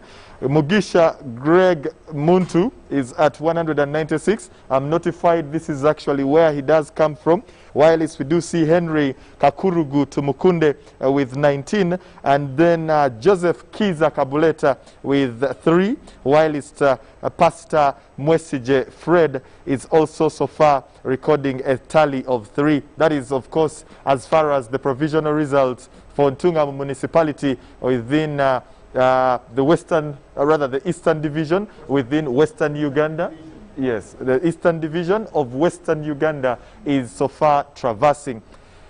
They are still trickling in, and of course the team here at UBC UG polls 2021 is going to keep on giving us those particular results as they come through. I was actually noting as I was giving us these results, Bwana Jagenda was showing us a bit of something by the nodding of his head, and I'm wondering what exactly that was in as far as these results are concerned.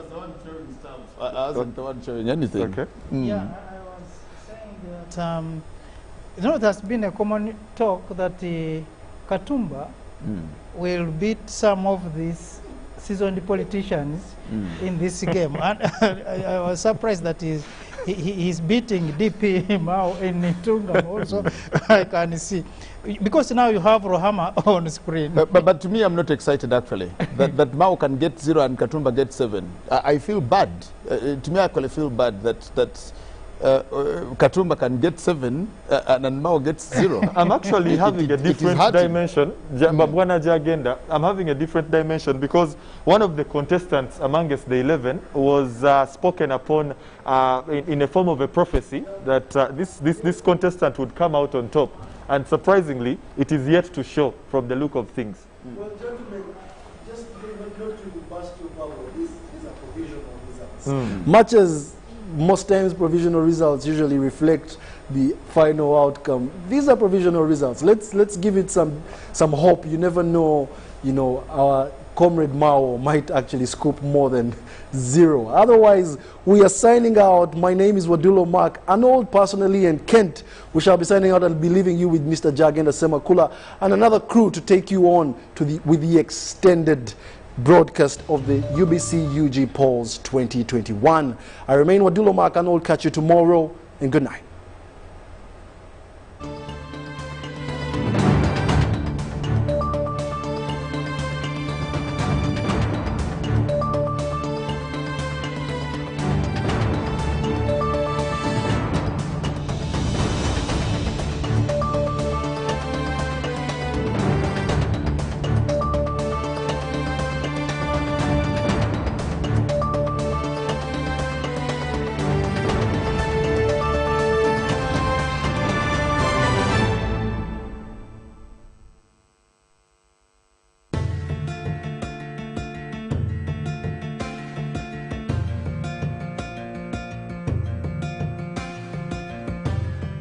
My message, I want to base it on our sense of being a nation. And I will use the symbol of our nationhood, our flag. Many may know the meaning of this flag and what the colors on it all stand for. We have, starting with the black,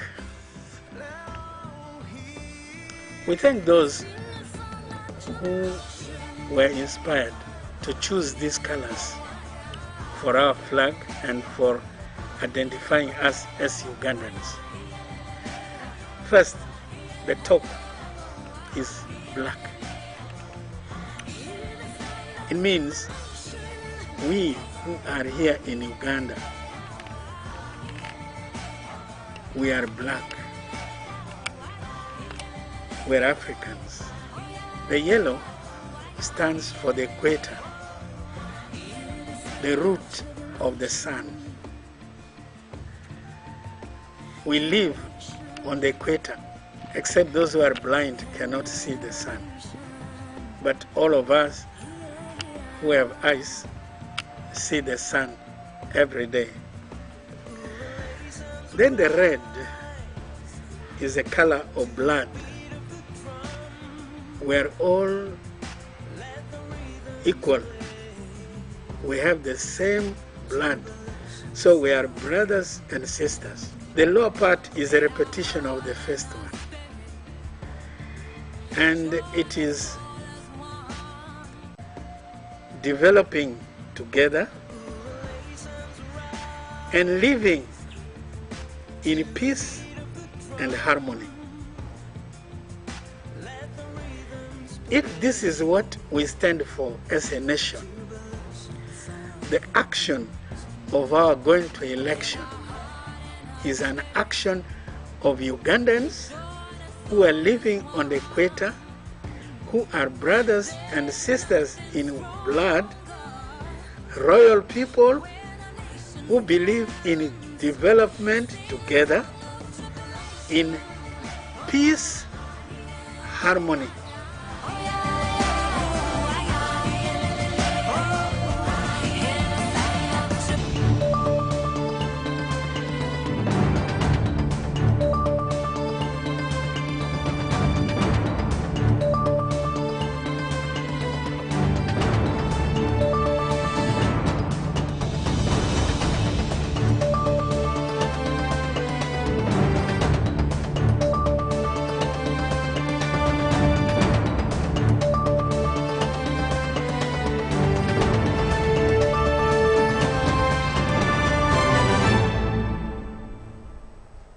Well, the UBC Yugi Polls 2020 Election Hub is still alive and kicking, continuing. It's 43 minutes after 1 o'clock this morning. And we promise that we'll continue with you just like this until, again, day breaks. Then we, of course, carry on. This broadcast will continue like this until the evening of Saturday. Now, we want to go to Kazo, where our own reporter, Haruna Mutesasira, is stationed to give us the happenings there in Kazo. Yes, Haruna, can you hear me? Yes, I can hear you, Uganda Smakula. Well, I'm happy to hear from you, Haruna, and I will request that twogere mu Luganda abantu tubabulire kiki ekiri e Kazo woyimiridde okubala kutambudde kutya era biki ebiri eyo nga provisional results. Okay, neyanzege mukulu Uganda Smakula na yenna aliko alaba UBC TV obudde buno bwe tuyigidde olunaku olwokutaano. So far campaign zibale kyatambudde bulungi nnyo, olwada okulonda kwawedde bulungi nnyo olunaku olubadde olwokuna kuba kati tuli mu lunaku lwakutaano, era nga bakandideti bonna basobodde okubanga bakuba akalulu kaabwe bulungi nnyo. Moleka Mukama yakubidde akalulu ke Enyakinombe, Rona Kemirembe yalondedde mu kitundu ekiyitibwa Magando mu subcounty y'e Burunga, Jennifer Muhesi yalondedde Magando, ate nga Patience Tumwebaze ye yalondedde mu subcounty eya Engari. Naye obugenzo okubanga buzibira twetandise okubanga tufuna kumi ku ebyo ebitontono naye nga tulinda ebyenkomeredde ebinaba birangiriddwa returning officer owa district eno ey'Ekazo omwami Gesta Kakayire, era ng'obudde buno bwendi wano agenda mu maaso n'okubanga atuwaako ku ebyo ebimu ku ebyo ebivudde mu polling stations ez'enjawulo, okujjukizaako district y'Ekazo eyina amagombolola gali 10 era nga kwage 10 sofa twakafunako ebivudde mu kulonda byamagombolola 4 nga wenfulumidde wabweru okuwa eggulu lino ali ku gombolola ey'okutaano, kitegeeza tubuze amagombolola 5 okumanya ebina bivudde mu kulonda okwa district eno ey'Ekazo. Naye nga ebimu ku ebyo biyinza okubanga nkuwaako mu budde buno ebifulumye Kazo Town Council ezimu ku polling stations ezituweereddwa waliwo eyitibwa Lwabonyo, ekifo ky'omwakye Kazo constituency Uganda Decides na constituency 2. Kazo constituency erimu abantu 3 abavuganya naye ng'embiranye eri ku bantu 2, Dani Kimosho ne Bafaki Gordon ngono ye incumbent oba yaliyo nga member of parliament akiikirira Kazo constituency. So Lwabonyo Dani Kimosho asobodde okubanga akunganyiza obubonero oba obululu 262 ate nga Bafaki Gordon ayina obululu 296. Then era mu Kazo Town Council polling station eyitibwa Kazo Integrated Primary School, Dani Kimosho asobodde okubanga akunganyiza obululu 116 ate nga Bafaki ayina obululu 94. Mu polling station eyitibwa Obwenjere, Dani Kimosho ayina obululu 116, Bafaki ayina obululu 117. Byabalungi polling station, Dani Bafaki ayina obululu 25 ate nga Bafaki Gordon ayina obululu 175.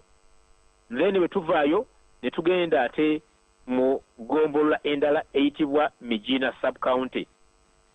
Eno yo njala nkwe kumiko ebifulumye mu polling stations 6 ku kalu kaba abesimbyewo okuvuganya ku ntebe y'obukulembeze eggwanga oba ya president. Mu polling station eyitibwa Kagando Yoweri Kaguta Museveni akunganyiza obululu 214, abasigadde abamuvuganya tewali n'omu afunye wadde akalulu. Kagando 1 Museveni Yoweri Kaguta Museveni akunganyiza obululu 191 ate abasigadde tebafunye wadde akalulu. Kikoni 1 Yoweri Kaguta Museveni obululu 451 abasigadde tebafunye kalulu konna. Kikoni 2 Yoweri Kaguta Museveni obululu 192 abasigadde tebakombye wadde akabonero.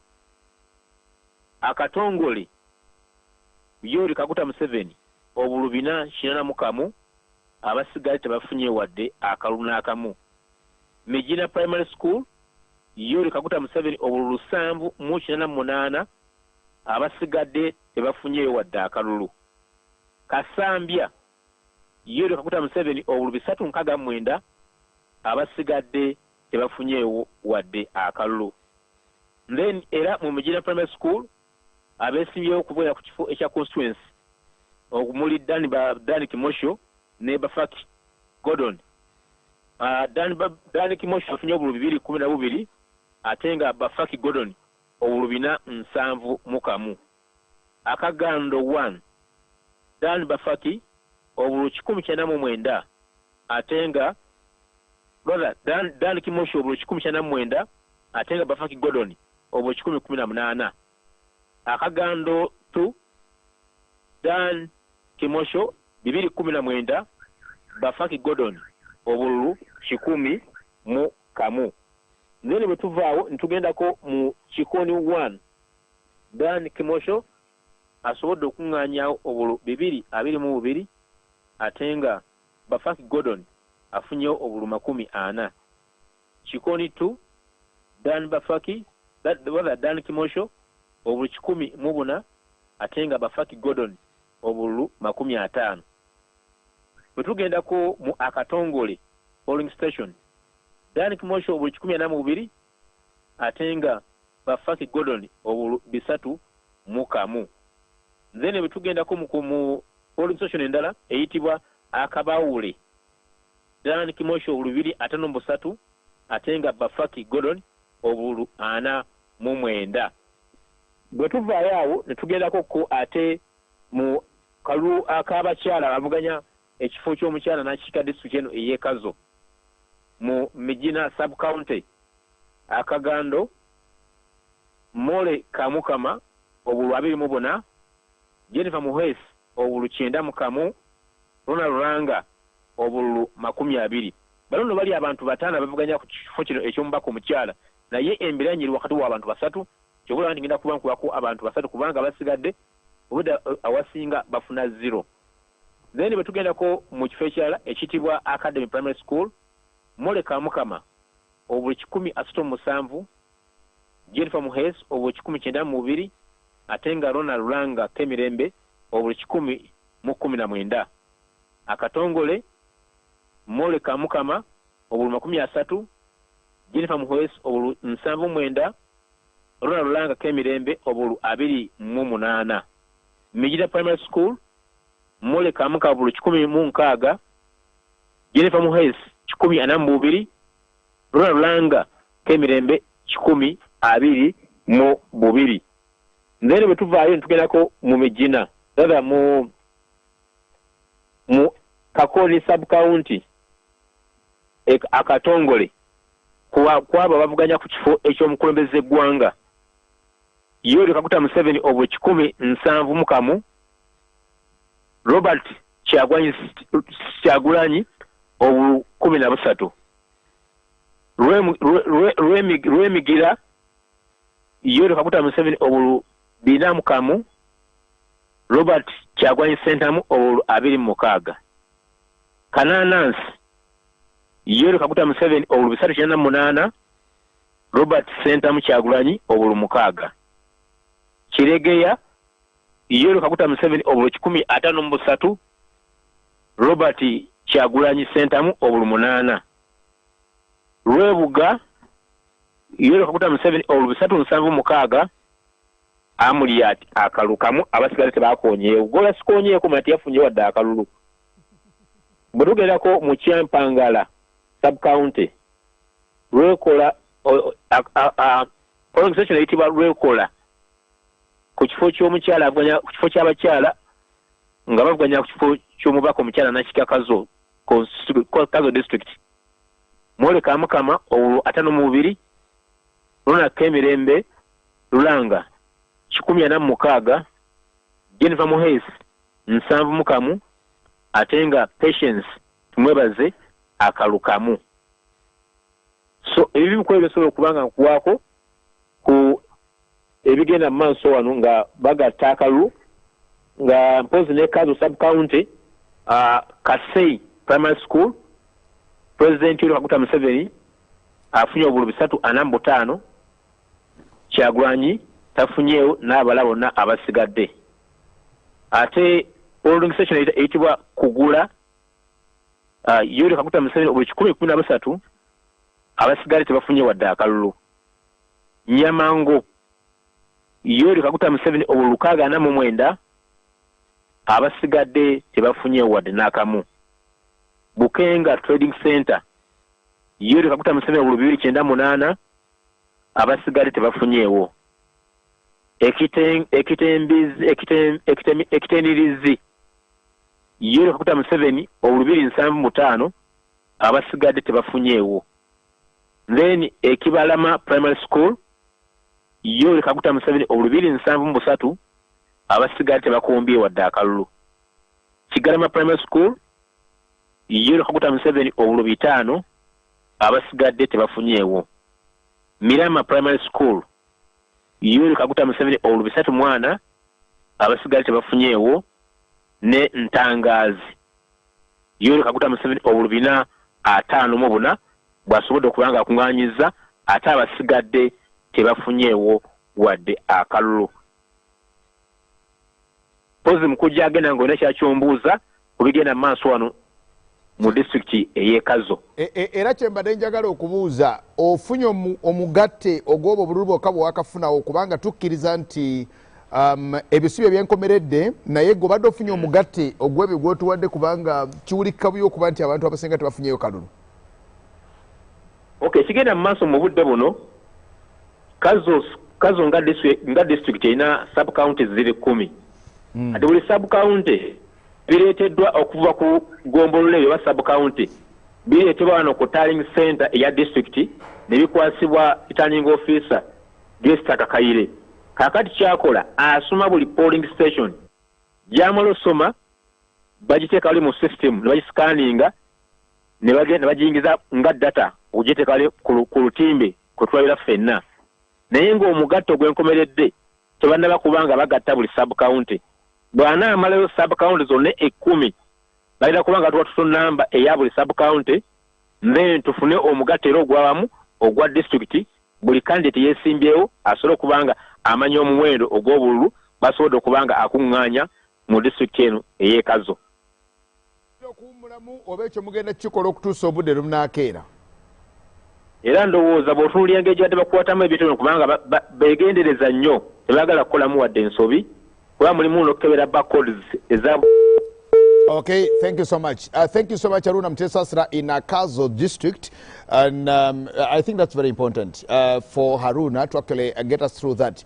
But now remember very well that Section 57 of the Presidential Elections Act 2005 as amended is very clear that the Electoral Commission or the Commission ascertains these results. So the most important thing to actually notice there or to note there is that particular word ascertain. Now everything that we are trying to give to you, we also have our own polling, our own tally center here, but the final tally center is at Chambogo. We just tell you the provisions because we have reporters across the country who are giving us this information, but we are not allowed to declare, we are not allowed to give you the final bit of anything.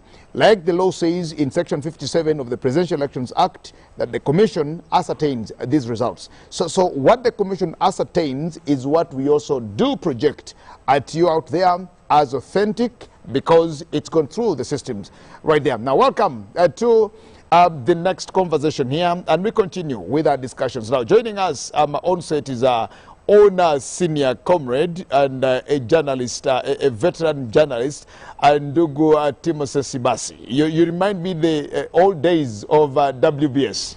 Thank you. It's a pleasure being with you here on the set. Asante sana, tunakushukuru sana. Thank you so much for joining us and for being with us. Thank you very much. Just give us just give us your overview of today's exercise. I am sure you voted, yes, and just tell us what you've seen about this all day today. Of course, what I can say at the moment is that well, people by exactly 6:30, people were already queuing in long lines. That means that people took this election very serious. And they have exercised their constitutional right to turn up and vote leaders of their choice that they want to lead them in the next government. So we look forward for the outcomes. You have alluded that the Electoral Commission has the constitutional powers. And the final say. And the final say to announce. Whoever goes contrary to that, the law will catch up with him. You know, I enjoy this moment personally. It's now me today because I'm Ugandan. It's a Ugandan exercise. When these countries are doing these elections, when Tanzania is voting and I'm at home this time, I don't go to bed. I am watching TV. I am actually as if it's my own election. When Kenyans go to the polls, I never go to bed until I actually know. Even when I doze in the coach, I wake up to actually find out what has Kibera done, what has Nairobi done, what is coming from Mombasa, what's coming from... And then, you know, just... what do you think is in the minds of the people now? Because there are those who are already now jubilating, especially for members of parliament, who know that, yes, they are already there and only waiting to go and swear in. What do you think is in the mind of Ugandans, especially those who turned up in big numbers to go to the polls today or yesterday? Of course, everyone thinks that his candidate will win. But that dream can only come true when the Electoral Commission or the district returning officers in the case of MPs, pronounce themselves on who has carried the day. For the case of the president, that we shall have to wait until Saturday at exactly 4 p.m. according to the chairman of the Electoral Commission. Do you think there will be many or much changes looking at an election now where Dr. Kizza Besigye is not participant? So many of us were asking these questions that how will the election be without Dr. Kizza Besigye? Now this election has happened without Dr. Kizza Besigye, and the next thing will be how does it play out, because we know of those strong holds, but I think I will now try to go to Chambogo. Ntarudi kwako, but we just sure that something is happening in Chambogo very shortly. We need to see how to actually rush it to Chambogo at the National Tally Center, where things are happening, and we expect that at this time, which is actually 2 o'clock, just a few minutes after 2 o'clock, Justice Mujenyi Yarakama will be announcing to us something. We don't want to preempt him, and we can't say we know what he's actually going to tell us, but I think we need to hear from him. We need to get to Chambogo right now to see what is actually happening there. 2021. Registered voters 18,103,603. Number of polling stations 34,684. Total number of polling stations received 330. Which represents 0.95 of the total polling stations. Candidates and the votes they have received, we have so far for each candidate, and the percentage. Amriat Oboy Patrick 4,617, which represents 5.65% of the valid votes cast for the candidates for the 330 polling stations. Kavuleta Kizza Joseph 932 votes, which represents 1.14 of the valid votes cast from the 330 polling stations. Kalembe Nancy Linda 534 votes, representing 0.65% of the valid votes cast in the 330 polling stations. Katumba John, 332, representing 0.41% of the valid votes cast from the 330 polling stations. Kyagulanyi Sentam Robert, 22,802, representing 27.90% of the valid votes from the 330 polling stations. Mao Nobat, 841 votes, representing 1.03%. Mayambala Wile, 197 votes, representing 0.24%. Mugisha Muntu Greg, 583 votes, representing 0.71%. Mwesi Jeffred, 274, representing 0.34%. Tumukunde Henry Kakurugu, 515 votes, representing 0.63%.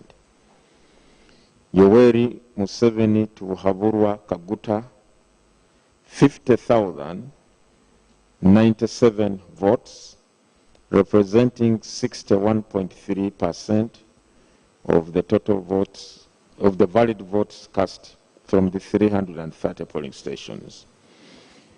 Valid votes so far 81,724. Invalid votes 3,997, representing 4.66% of the total votes cast from those polling stations, 330 polling stations. Total votes 85,721, representing 0.47% of registered voters from those polling stations. Spoiled votes 153. I thank you.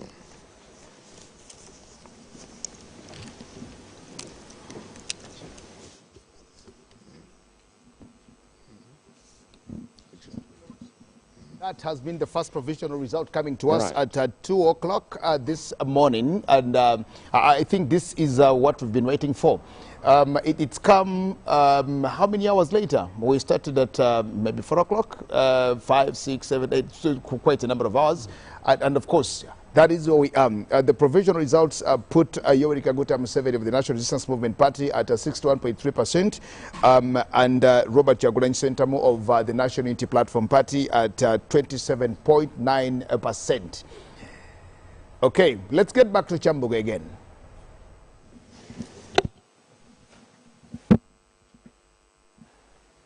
Lord Chair, thank you for that update. We were joined in this briefing by candidate Mayambala Wile, who is in our midst. We thank you for coming and joining us at the hearing, and agents from other political parties and candidates who participated in the race are on my left. Thank you very much.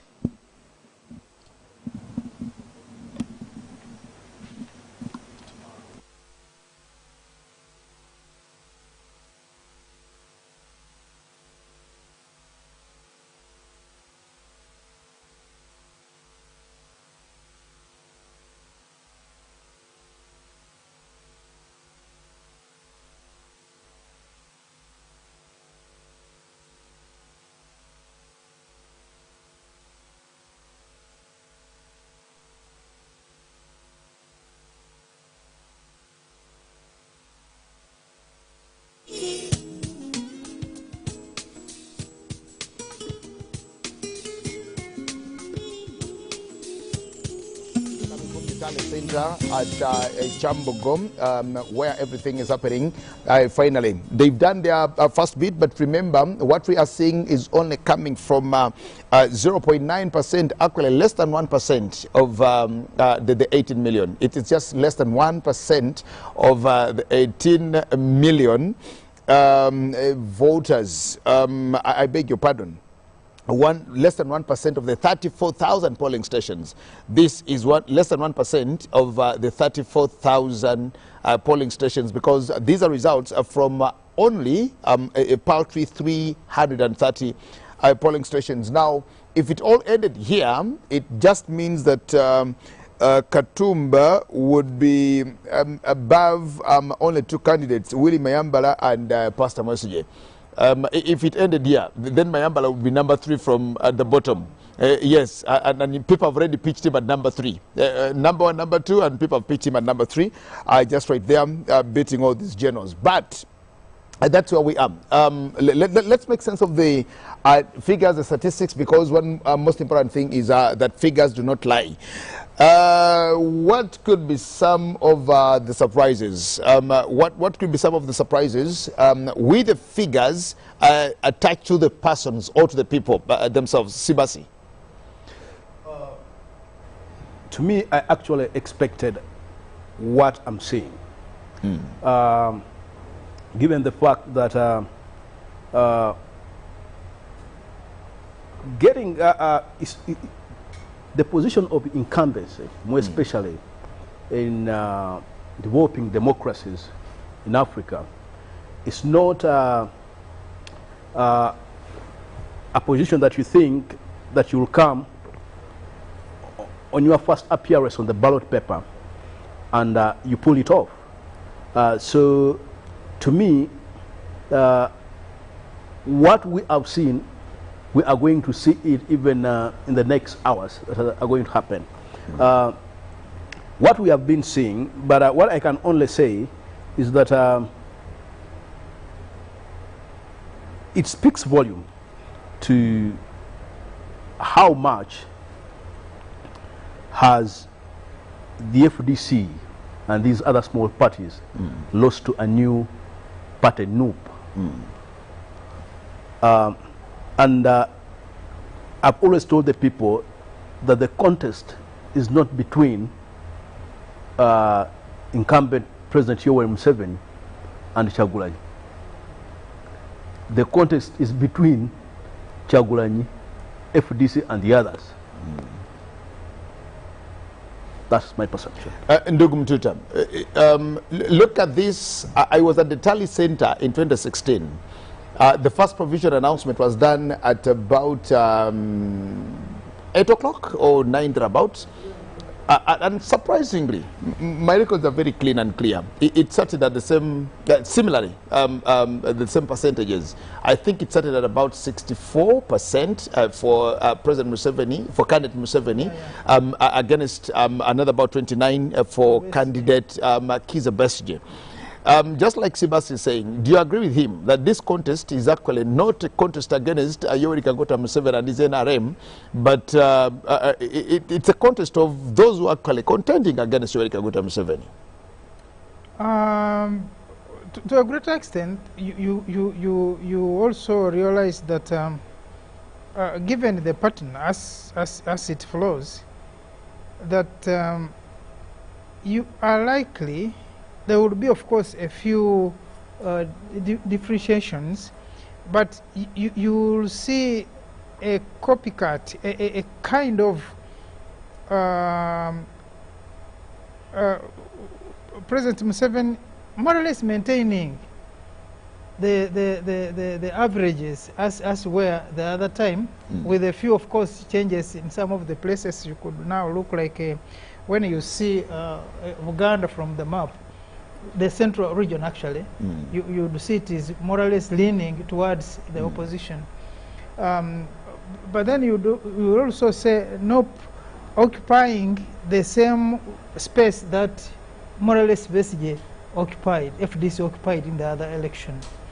And it means that maybe people who voted for Besigye may not have voted for FDC candidate this time, but may have gone to NOP. And also you'll see that in areas where the movement has been strong, will relatively remain stronger. Maybe, just maybe, a few that would have gone down, but also in areas where, because when you look at the map, you can see that there are also other areas that which were not in the past known for the movement. I can see some yellow already taking shape, like in the northern part and northeastern parts of the country, which would then likely, like he said, we may not see a lot of droppings or going up along that line. There will be slight changes, but not that too much drastic given this first result. Did you look at this situation as though a replacement of Dr. Kizza Besigye now taking on the rims now getting to Robert Kyagulanyi Center? Because when you look at the wave of Dr. Kizza Besigye, when Dr. Kizza Besigye came in 2001, of course, he had no political party, but there was that pressure from the reform agenda, the PAFO, and the structure that he actually began with. Now, Besigye, being a former national political commissar, also had an opportunity to ride on the structures of the movement, which eventually metamorphosized into the national resistance movement. And the people that he started out with, Ruzindana, Miriam Matembe, and quite other people who actually were entrenched and had their own structures. Did you look at Chagulanyi Center also doing the same? Because when you come and you pull Namboze, you pull Segona, you pull Matthias Mpuga, you pull but all these others who also in a way have their run. Do you look at it as just getting Dr. Kizza Besigye off the platform and now replacing Dr. Kizza Besigye with a different person altogether that it plays out, Ndugu Sibasi? Well, I find that Dr. Kizza Besigye, what I'm now observing from now the outcomes of what they've just read, my personal assessment is that people were voting Besigye as an individual, not the president, not the president of the FDC. And the moment he stepped out of this 2021 contest, now he leaves the FDC in a very vulnerable situation. So the question I'm grappling with is whether FDC has genuine supporters or not. Because if we see FDC losing many of its supporters to the National Unity Platform and some to ANT, then it speaks volume that actually some of the majority of the FDC supporters are not genuine supporters. They were there because Besigye was in the race, and the moment Besigye stepped out, they had to go with the wave that is playing out. So that means that if Besigye is against to get back into the 2026 contest, they will again come back, which is very dangerous to the stability of a political party like FDC that has all what it takes to maintain its momentum in politics. But when you see having in Swahili they call them so having people who are not stable, it speaks volume about the future of the FDC. That's what I can say. And I also see the same thing in the NRM. That people, love Museveni as an individual. And if the NRM does not sit down when Museveni retires from active politics, it may suffer the same blows that FDC has suffered when Besigye stepped out. Thank you, Ndugu Sibasi. We have a report online, and I think it's coming in to us from Ntungamo. Okay, thank you. We have a reporter from Gulu. He wants to give us what is actually happening in Gulu. Yes, Ndugu Dominic in Gulu, welcome. Thank you. Thank you, viewers. In Gulu, tallying is in progress. And there has been delays because several polling materials had not yet been delivered to the tallying center at the City Council Hall, where tallying is taking place at the moment. And as I talk, several materials are still being delivered because of lack of transport. I can see they are using the RDC's vehicle, the one that belongs to the cow. And generally today, voting commenced very late in Gulu, simply because the materials were equally delivered very late at the respective polling station. In some places, for instance, like in Buchoro P7 polling station, where Honorable Regan Okumu votes from the actual county member of parliament, voting commenced at around midday, a quarter past midday. So these are some of the irregularities that happened, and but we are glad that at the moment the polling assistants have been delivering the materials at the tallying center here. And one thing that is very interesting to note as results are trickling in is that the President Yoweri Museveni, is taking a huge lead which is a surprise to so many people in Acholi sub-region, because you know in Gulu here, the president had never won the opposition, especially since 1996, when he faced off Dr. Paul Kawanga Semogerere. And we all know that retired Colonel Dr. Kiza Besigye has been giving President Museveni a lot of hard time here for the past, I think, 4 elections. And then in 2011, Norbert Mao also, beat President Museveni from Gulu. And also in 2016, though Norbert Mao did not contest, he backed up Amama Mbabazi under TDA at the time.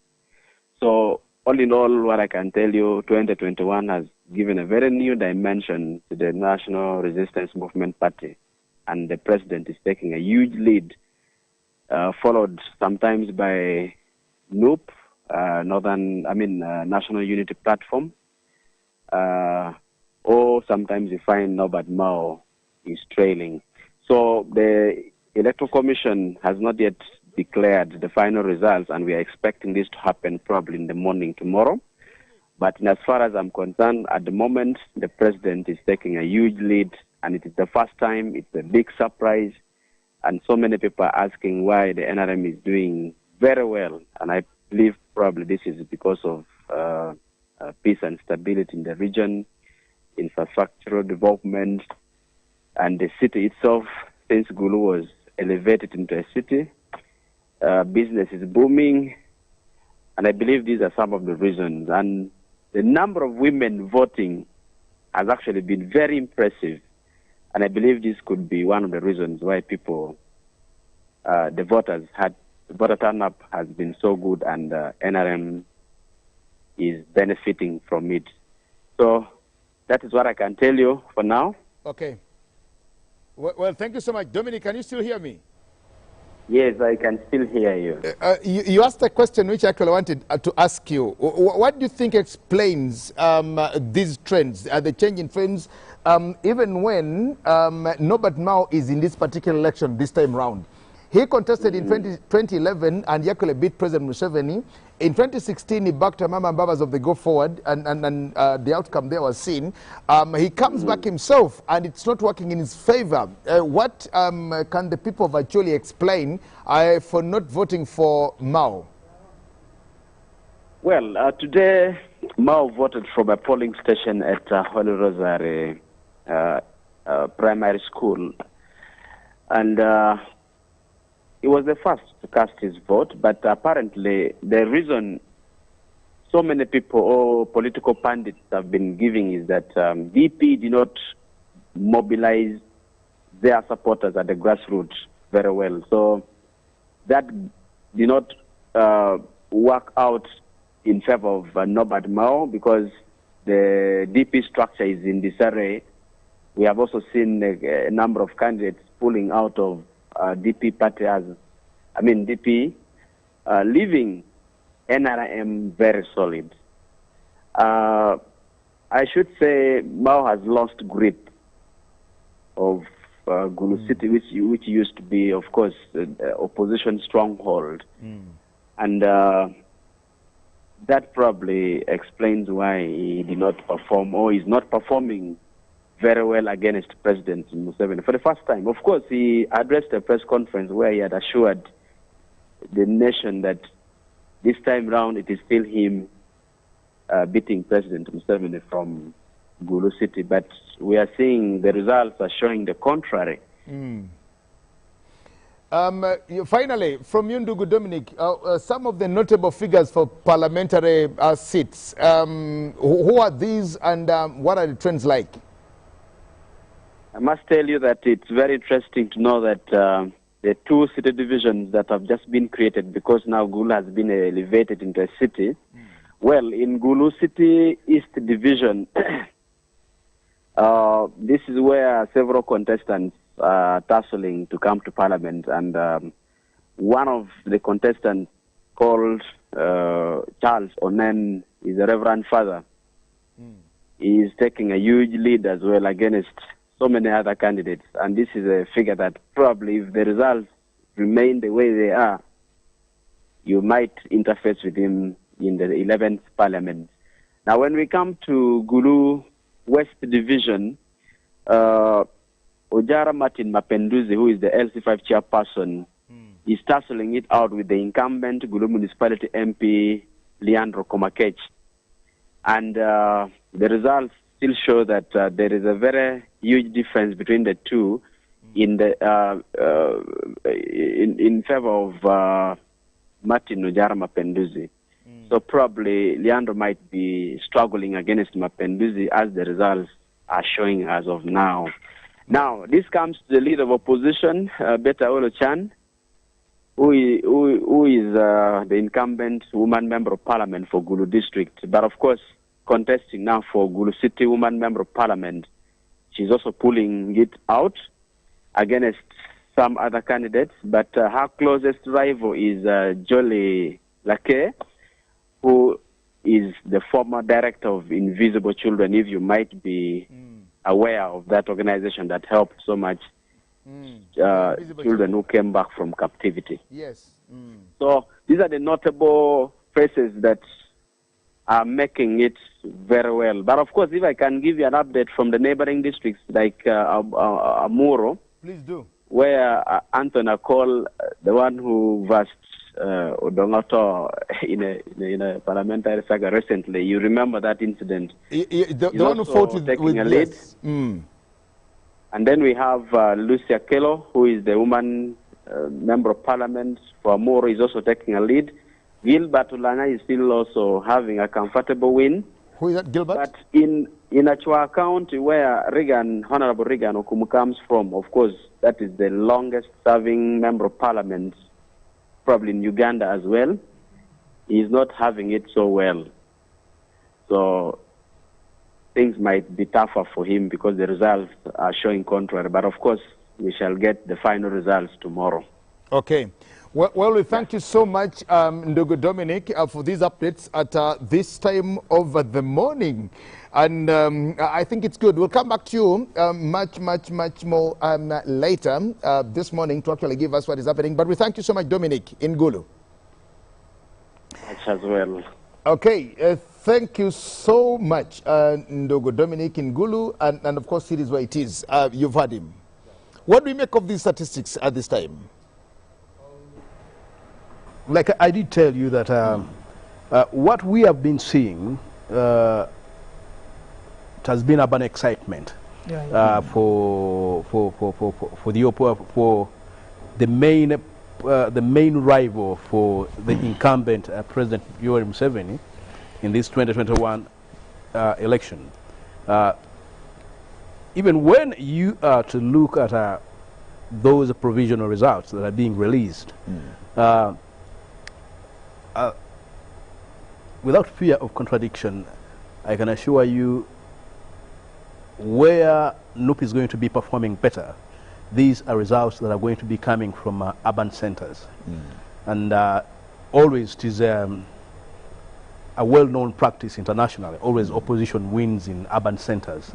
But when you move out of the urban centers, it always it loses it because people in the countryside look at urban excitements or urban riots as urban problems that do not appeal to them.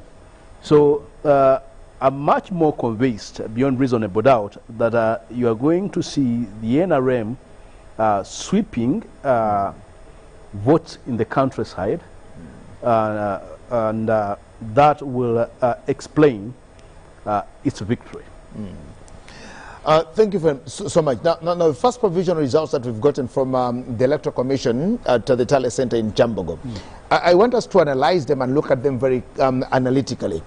For example, when you look at what everybody here has, and if you decided to put all that to Chagulanyi, there's been a talk of why don't the opposition come together and find one candidate? Now, all the other 9 candidates all the other 9 candidates, if you actually put their results together, the votes so far together, you'd get another about 10,000 or so. On top of Chagulanyi's 22,000, which would actually give you maybe make it 35,000. And President Yoweri Kaguta Museveni is standing at 50,000, still with the margin or winning with the margin of over 15,000 votes. Do we think the talk of having one candidate against the incumbent Yoweri Kaguta Museveni would actually be a solution to the opposition, looking at what has been happening over and over the different elections, Mututa? Well, maybe it could help. I'm sure if, for example, today, if like he put it, the absence of VSJ in the race created a vacuum and that excitement, and then of course now Chagulanyi comes in to fill it. But I guess if you had VSJ and Chagulanyi coming together in one group, maybe that group would have been more stronger. It would have been stronger than maybe Chagulanyi going it alone and then FDC retaining the village boy. But now, the other thing is that I personally don't think that coming together, especially in the African context, can resolve anything, can answer the hanging questions. Because first of all, parties are built on principles. And if the principle is to unseat a sitting president, then you have got it wrong from day one. Because once you unseat the president, the person you don't want, then what happens next? Because then you inherit the same problems that the sitting president had into the structures that you have, and then the problems will continue from time to time. And you know, in Africa, we have this thinking that whoever is in power is the wrong person, is the problem. But actually, when you finally get into power, you realize that the person who was there is not the problem. The problem are structural. Now, unless the structural arrangements in the African political setup is addressed, we still have the same problems. Because you have had a person coming to power and telling you, this person has been doing this, and like one wrote, you either have to adjust to be a better person or not, remain or even do worse than the person you found there. Okay. So I think the political setup is such a way that even here, because our political parties are built around individuals, around President Museveni, around Chagulanyi, around FDC, it is not possible to rail these parties together, because each party has an individual, and the individual would want to remain that individual in that political party, wouldn't want to be fused to another political party. Because you remember, even at the beginning, when these political parties tried to have an alliance, the question was, who is going to lead? Then you find no leader, because everyone thinks it's powerful and want to be that leader. So it is more or less of the individualistic desires more than having a national character among all of these political. Just hold it there, Ndugu Sibasa, I'll come to you. We have somebody online from Antungamo, Ndugu Onyango. We'll speak to Onyango. We thank you so much that you've covered Jishab Muntu's campaign trail from when he started, and you went with him up to the polls. Please, could you speak to us? Onyango, welcome this morning. Good morning, Mr. Jagenda and the listeners and viewers of UBC TV. Okay, thank you so much. I've been part of Mugisha Muntu's campaign trail for the last 60 days until yesterday, when we went to the ballot box. Yes, yesterday Mugisha Muntu did cast his presidential and parliamentary votes in Ntungamo district, to be specific, in Rwashamere. That is the constituency in Kajara sub-county, and specifically at Kitunga, Church of Uganda polling station. That is where he did cast his vote. But the bad news coming in is that at that same polling station, His Excellency Yoweri Kaguta Museveni, who also that was as the NRM presidential candidate, did manage to take victory at the end of the day. It is a 70 poll against 68 for Mugisha Muntu and 70 for candidate Yoweri Kaguta Museveni. Yeah, the day has been peaceful. Onyango. Yes, Mr. Jagan. What is the performance from Mugisha Muntu at his polling station? It is 70 for President Yoweri Kaguta Museveni and 68 for candidate General Mugisha Muntu. Oh, so there is a margin of 2 votes. 2 votes. Oh, okay. Thank you very much. Continue. Yes, I was giving you a very brief background of how yesterday was. You know, we are in another day. Tallying is going ahead at the district headquarters, that is for Ntungamu district. That is where a district tallying center has been commanded. And as we speak now, several results from across the district continue flowing in. And so far, candidate Yoweri Kaguta Museveni of NRM is still in an early lead, and General Mugisha Muntu, among the 11 presidential candidates, happens to be in the second position, but with a very thunderous margin. I mean, President Yoweri Kaguta Museveni is so far from the 3 sub-counties or divisions in Ntungamu district, and that is in Ntungamu municipality division, Ruhama County and Kajara. Candidate Yoweri Kaguta Museveni is approximately pulling out a total number of votes over 80,000, and the second person in the second position, that is Mugisha Muntu, so far he has 854 valid votes. That's a very big margin, and we know this trend will continue. The fact being that candidate Yoweri Kaguta Museveni and General Mugisha Muntu, on the other hand, they hail from this region of Ankole, particularly within here in Ntungamu district. But during the voting time, it was a different scenario. I don't know somewhere. Onyango. But yes, sir. How about Honorable Chagulanyi over the NUP in Ntungamu specifically, and these sub-counties that you talk about, the municipality, Ruhama and Kajara? Yes, Honorable Chagulanyi is trading in the 3rd position among the 11 presidential candidates, and he comes 3rd after President Museveni in the 1st and Mugisha Muntu in the 2nd. Then other presidential candidates, they are also not doing the same. Back to Honorable Chagulanyi, so far in the 3 to 4 divisions which have already been talled, is garnering a total of 622 valid votes, which automatically puts him in the 3rd position. You've actually given me wrong figures, even when I am not in Ntungamu. What did you say, 500 and what? 562. Oh, thank you very much. 562. These are arising from so far the results we have received from those 3 divisions or constituencies or even sub-counties. That is Kajara, Ruhama, and the municipality. And the municipality. Yes. Municipality, and specifically in eastern region of Ntungamu municipality. You know what you have to understand, that tallying did begin at around 11. You know, voting materials and results came in a bit very late. And as we speak, the materials continue flocking into the tallying center at the district headquarters. So, Onyango, we can't even, yes, sir. You are giving us results, provisional results, of course, which will be ascertained by the commission. We also just have a provisional tally center here, which is not giving the final results because this has to be ascertained by electoral commission. How many sub-counties are in Ntungamu? You've given us 3, but how many sub-counties are there that you've not got the tallies? We are just remaining with the sub-county of Rushenyi.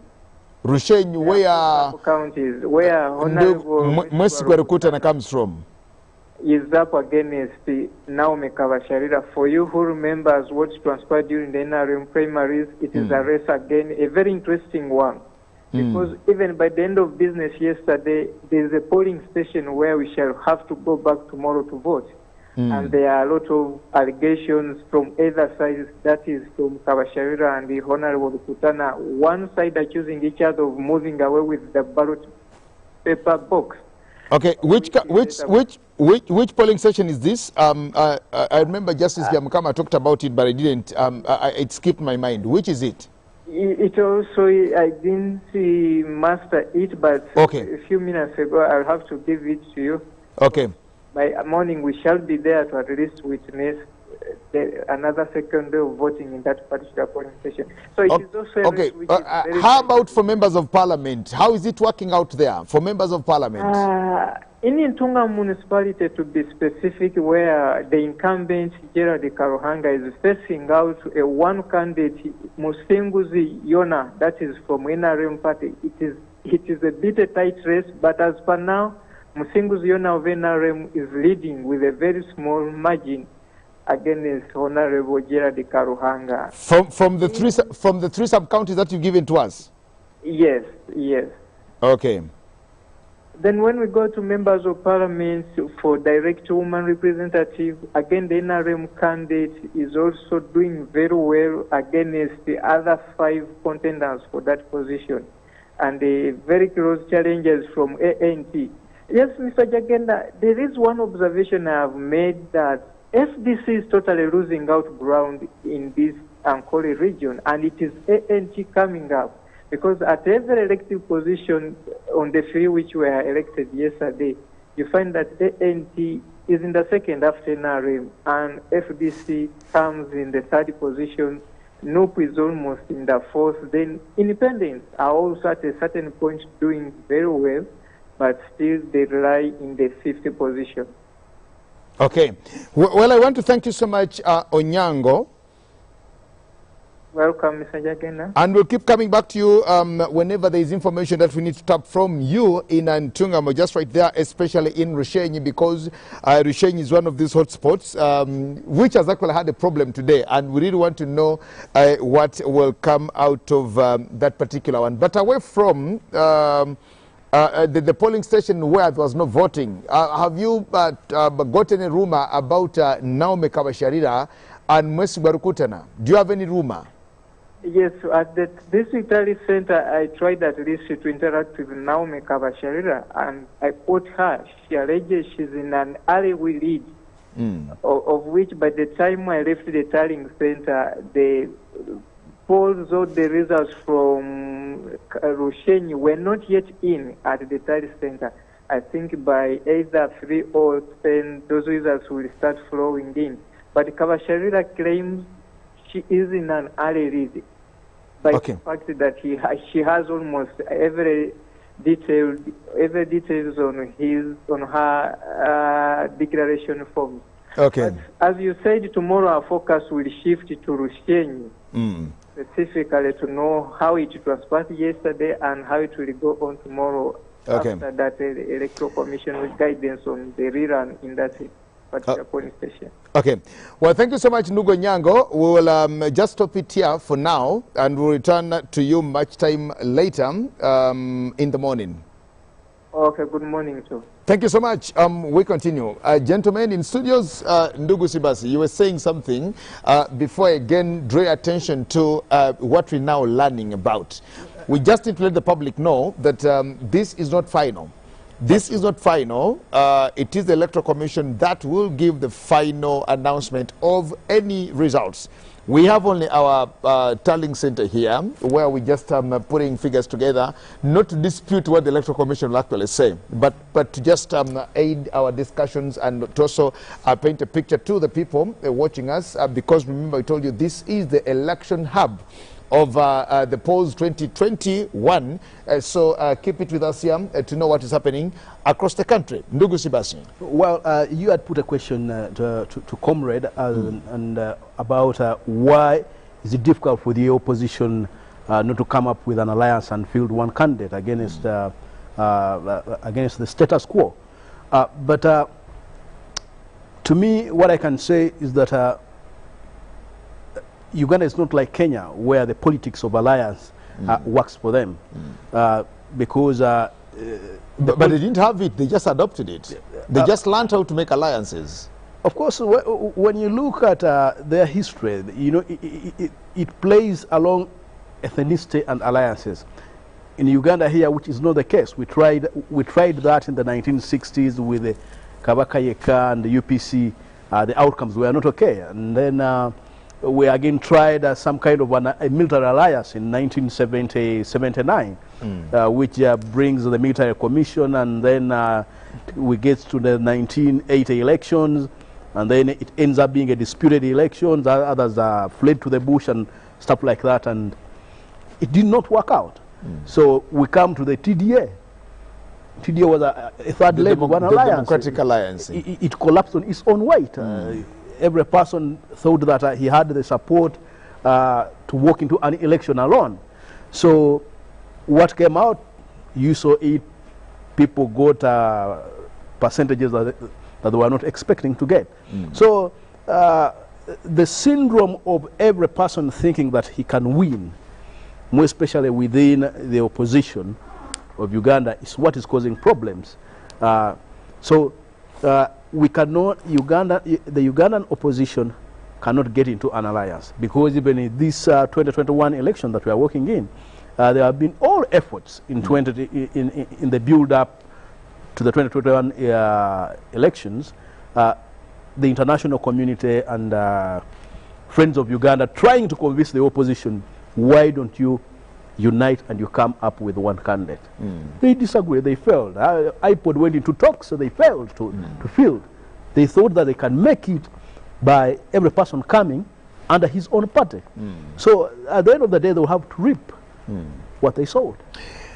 Mututa, was it a blunder for the Honorable Kyagulanyi Ssentamu to actually move his pressure group People Power into a political party?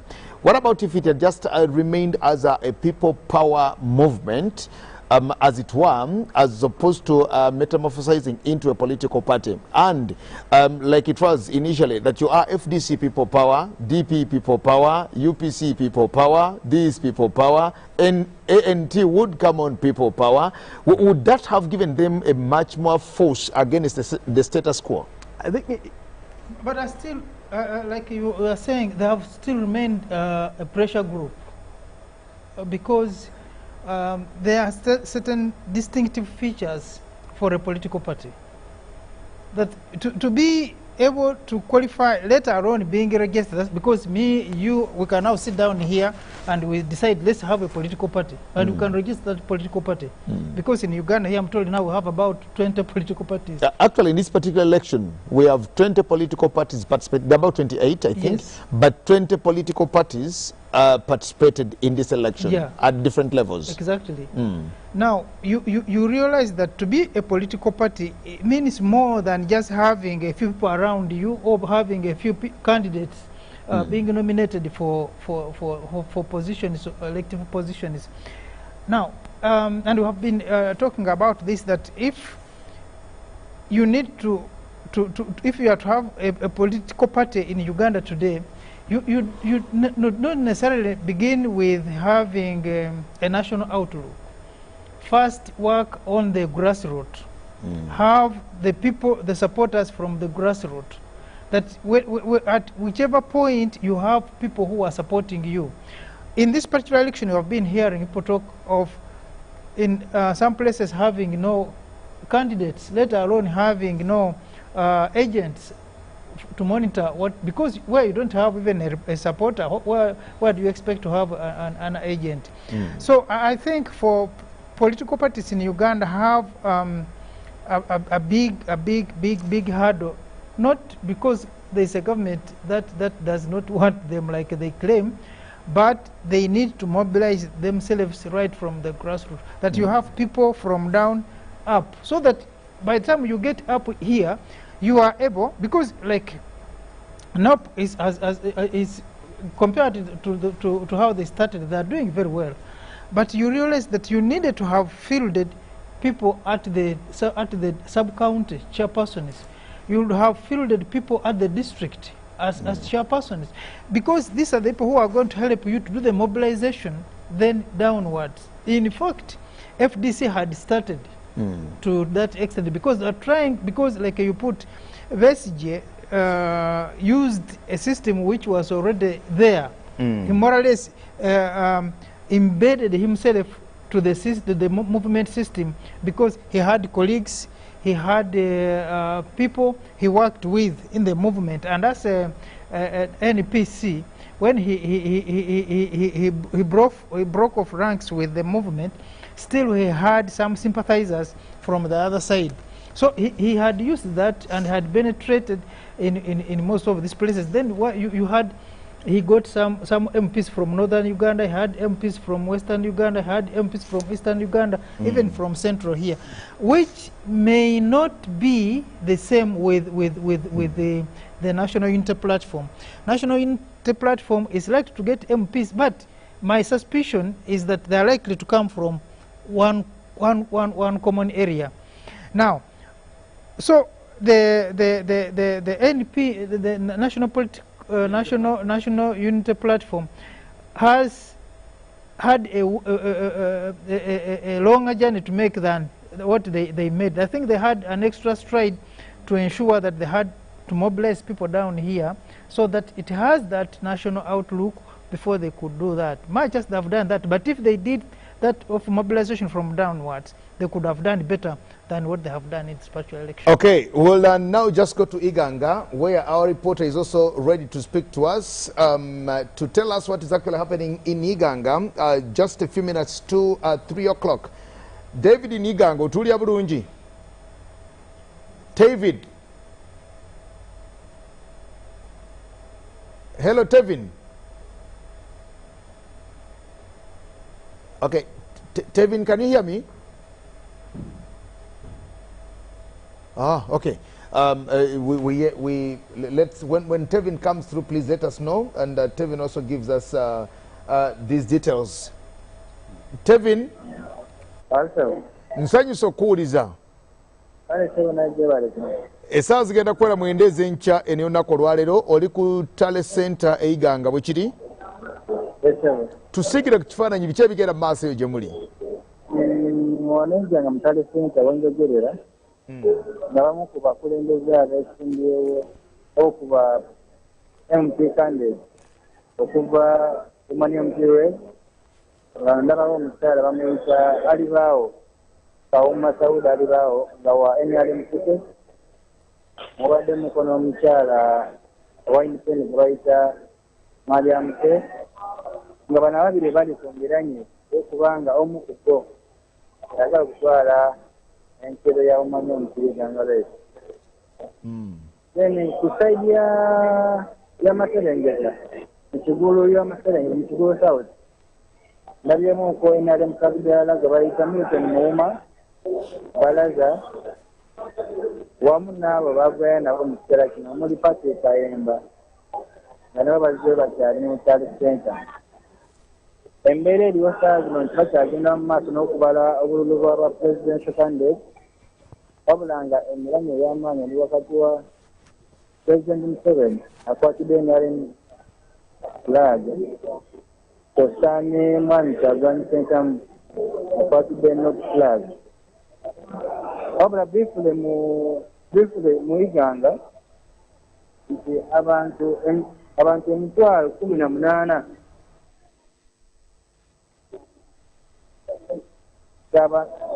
yalina abalonzi 18,000 mu15,234 era nga muno mulimu constituency eziri 3 omuli Iganga municipality, Kigulu North, kwotadde ne Kigulu South.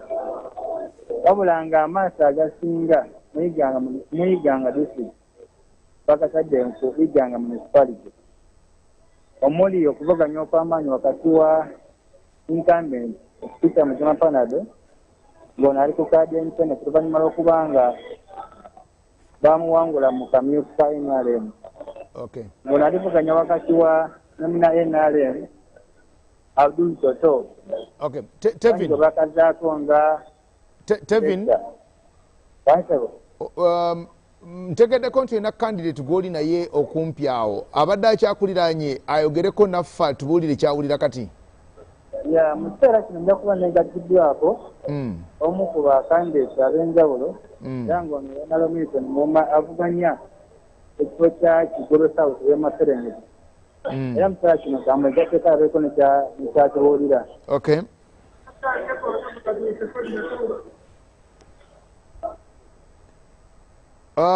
Mutubulize ku bibuuzo atubulire bwawulira Honorable ow'Ekigulu kubanga sitegedde na linnya lye. Ne banyabo ntwala akaseera kano okuyozaayoza abantu ba Kigulu y'Amaserengeta, Abanayiganga ne Abanayuganda bonna olwaleero kubera nti akalulu akabadde koogerwako akabadde kalindirwe eggwanga lyonna olwaleero katambula bulungi okusinga nga Sigulu y'Amaserengeta ne Iganga akalu kaffe tekavuddeyo bulungi bwa pulezidenti nga bwe tubadde tusuubira era bwekuganya biki ebitatambudde bulungi okuba nga tetufunye ze twabadde tusuubira ng'omuntu ewange tutambudde bulungiko so nange percentage tetuuse gye nabadde ndowooza naye mpangudde bannange bwe tubadde 14 mu nsiike anziriddeko ye chairman wa LC5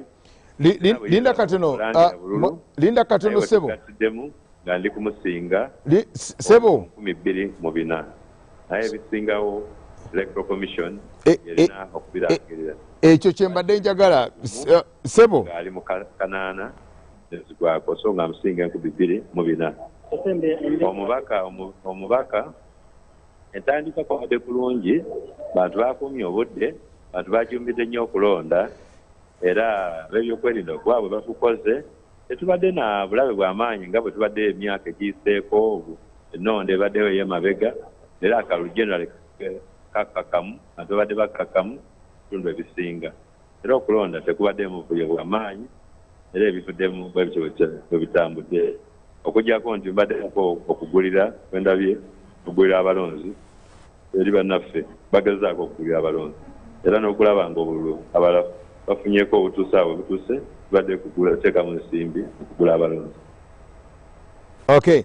Abadde Honorable Milton Muuma omu ku babadde bavuganya mu kifo kya Kigoba by'Amaserengeta era ng'avuganya banne 13 wabula ebivayo biraga nti ye nga ye adde akyaleyalera banne. Okay. Twagala okweyanza webale nnyo bali ddala naye totubulidde ku kifaananyi bakandidati bafunye byoyogera tukikkiriza nti si bye byenkomeredde naye twagadde bwagazi kumanya bakandidati bakoze batya abebibiina ebyenjawulo kuba president kati aka mp oyo bw'abanga akyakali waggulu tusiigire ku kifaananyi ky'aba president nga bwe bakoze okusinziira ku nsimbi ebyenjawulo babadde batwalako amagombolola 2 gokka bwe gati 2 gokka ngekyabulayo amagombolola amalala 8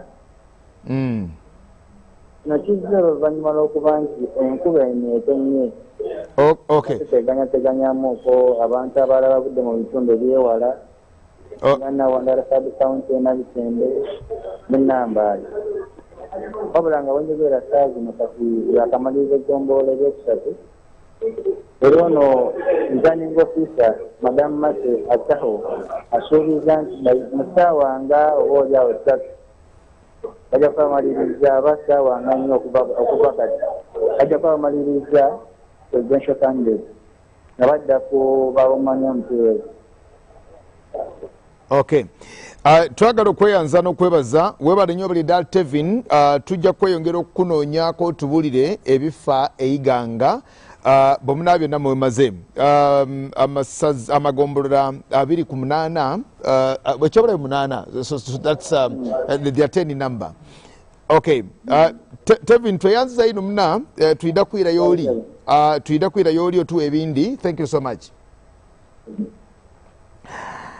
Okay, well, at the Elections Hub, we'll take a short break and we'll turn with the conversation as it continues unfolding. And we also put some meaning to the figures as they are coming in.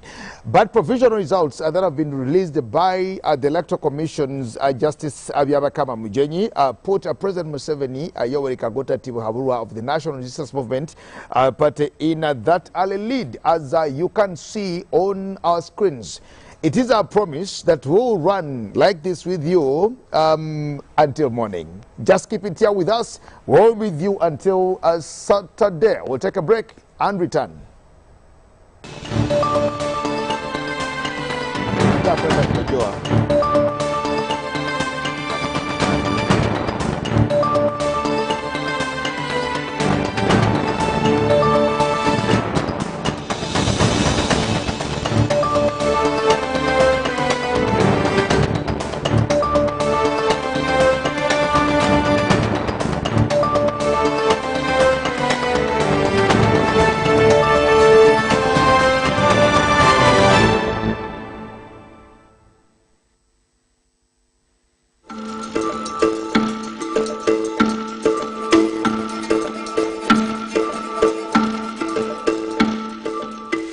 particular year 2021, all Ugandans, make this year a year of maturity, of understanding, of appreciation of each other, regardless of our tribal differences, religious differences.